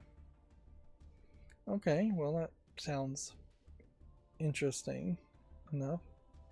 It also highlights how Sesame Street is increasingly going to become a Netflix property, for better or for worse. It is somewhat questionable how many people should stick with Netflix or have stuck with Netflix at this point too. I think now would very much be the time to get away from Netflix, as Stranger Things, I believe, is over, and that was probably the last straw for a lot of people, or should have been the last straw. Alright, so let's look at all the new games on Steam. We start with a really classy one that I'm going to immediately close. So, we'll go through the general description as it usually goes. It's that if I'm interested in something, I'll put it on the follow list if I'm even slightly interested, and then I'll swipe to the right to leave the tab open to go through the pretense of making a YouTube short. If I'm completely uninterested, I'll swipe down, which will close the tab. And if I'm only desiring to make a YouTube short but not put it on the follow list, I will just swipe to the side, to the right. And otherwise, I'm going to mostly try and stay somewhat silent. And we'll keep an eye out for English being supported as a language. It has been a few weeks. This game is full release. Yeah, it's been a few weeks since we've run into just a massive amount of garbage games on Steam. The quality feels like it's gone up. And that would be nice if that stayed that way. Doesn't certainly make it harder to sort through games, but it's better for the community overall. Here we have another hidden object game. But we've seen very few hidden object games, even in the past couple of weeks. And we haven't really had any pushback of a lot of games just being denied being released on Steam too. So if they are getting denied, it's not getting talked about.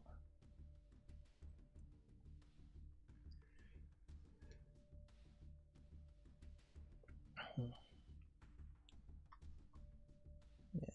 the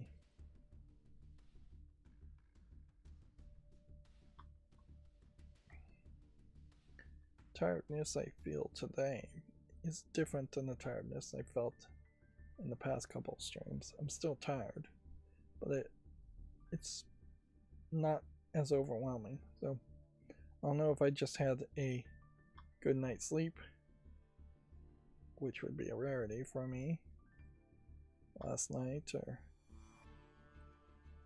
I don't know what else might be the problem or the solution that would have happened. I guess in this case I'm usually expecting problems and usually unsurprised when they appear. But yeah, there's still just way too much sitting in the chair. What I call the butt and seat economics of being a content creator. It's just way too much of that going on. Sitting for 4 hours. Almost. A little less than that.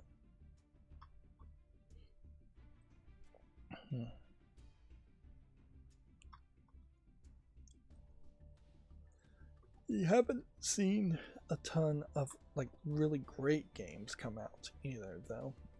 In fairness, there almost never is a case that really great games come out and they are surprises. If something is a really great game, it tends to advertise itself pretty heavily.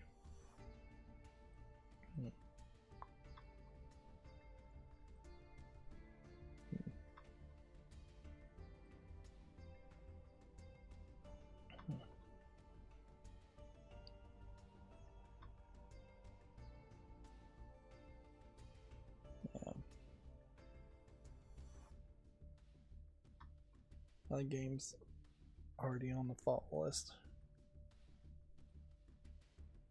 That would save me a lot of time.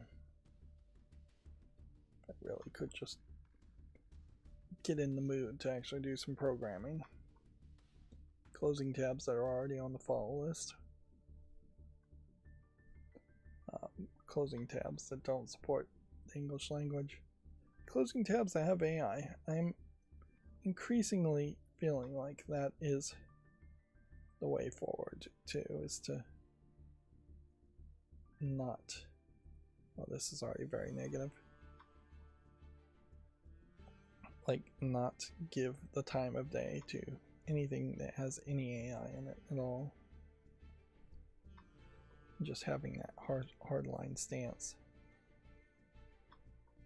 But yeah, I'm pretty sure we were like 3 hours and 40 minutes into this game, into this stream, before I even started looking at all the new games on Steam. So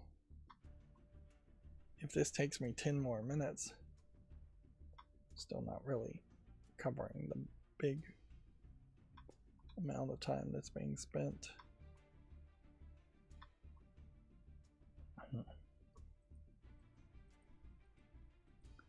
I need to get rid of the warm-up section completely. Yeah. That's one thing where YouTube doesn't really help you, is because I would love if there was a way to have like a pre-show and it not hurt the watch time.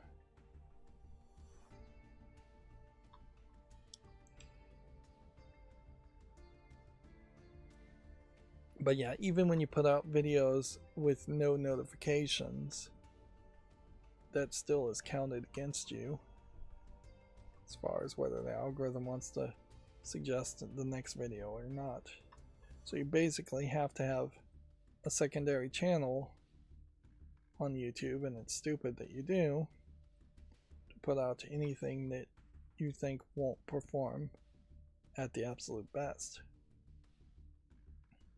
And see, that would be pretty crazy to have a secondary channel do a pre-show, and then on the pre-show, once it's done, jump into the main channel. But I guess that would be the way to do it. That YouTube lets you potentially do it. And I don't think you can add collaborators like midstream. So that is a weird point too, I suppose. If you could just add a collab, you could continue streaming and then add the collab of your main channel to collaborate with your second channel.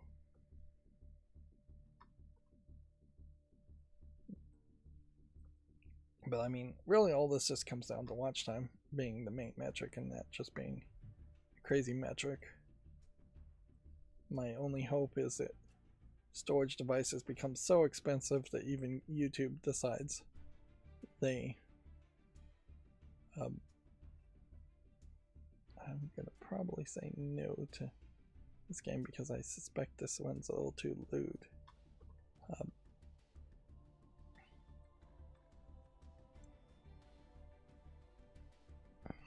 But yeah, if storage devices, hard drives, became too expensive, way too expensive for YouTube, they'd just start deleting people's videos, and I absolutely don't want to see that. So I'd want to see them become just expensive enough that there was a discouragement on watch time as far as content creators go, and a favoring of views and thumbs ups, which, yeah, I doubt would ever really happen.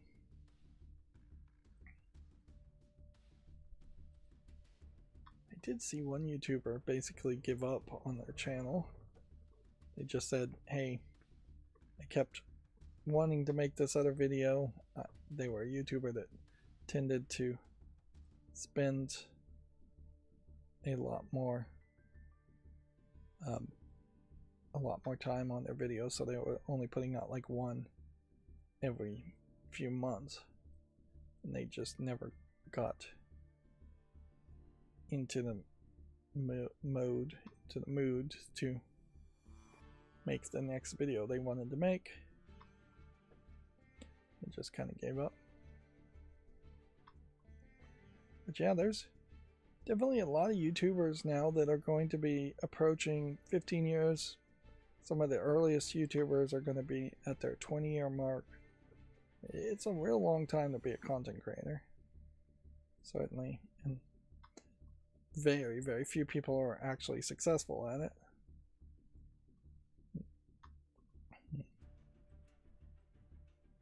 Yeah.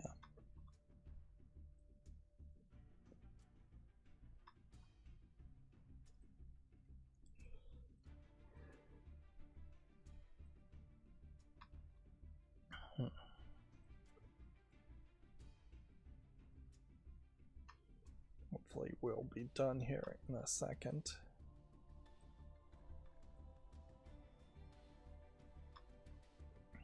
Suppose I am still watching way too many cracking cryptics, Sudoku variants, puzzles, and trying them. Although I've gotten fairly good at giving up on those pretty quickly, as I suck at them in general. I play to the first error and then usually watch the video to show me where I made the mistake or just didn't figure something out. We'll scroll down this following list for a second here, and I guess we'll look at these three games, and I think that's more than enough.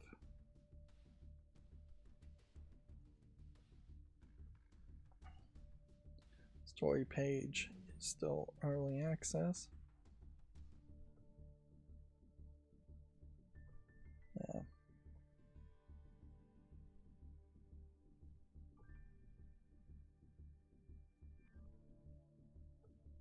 ProTank is rated very positively.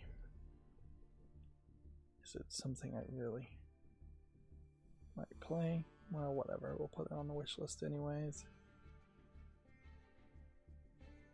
And Forgotten Things. It's rated very positively. Is it out of early access? Yes. Okay. So that'll do a little bit of flawless cleanup. Alright, well, that's going to be it for this show. I don't know what else even to say. So as always, I ask you to like, share, subscribe, comment, and keep on watching. Thanks.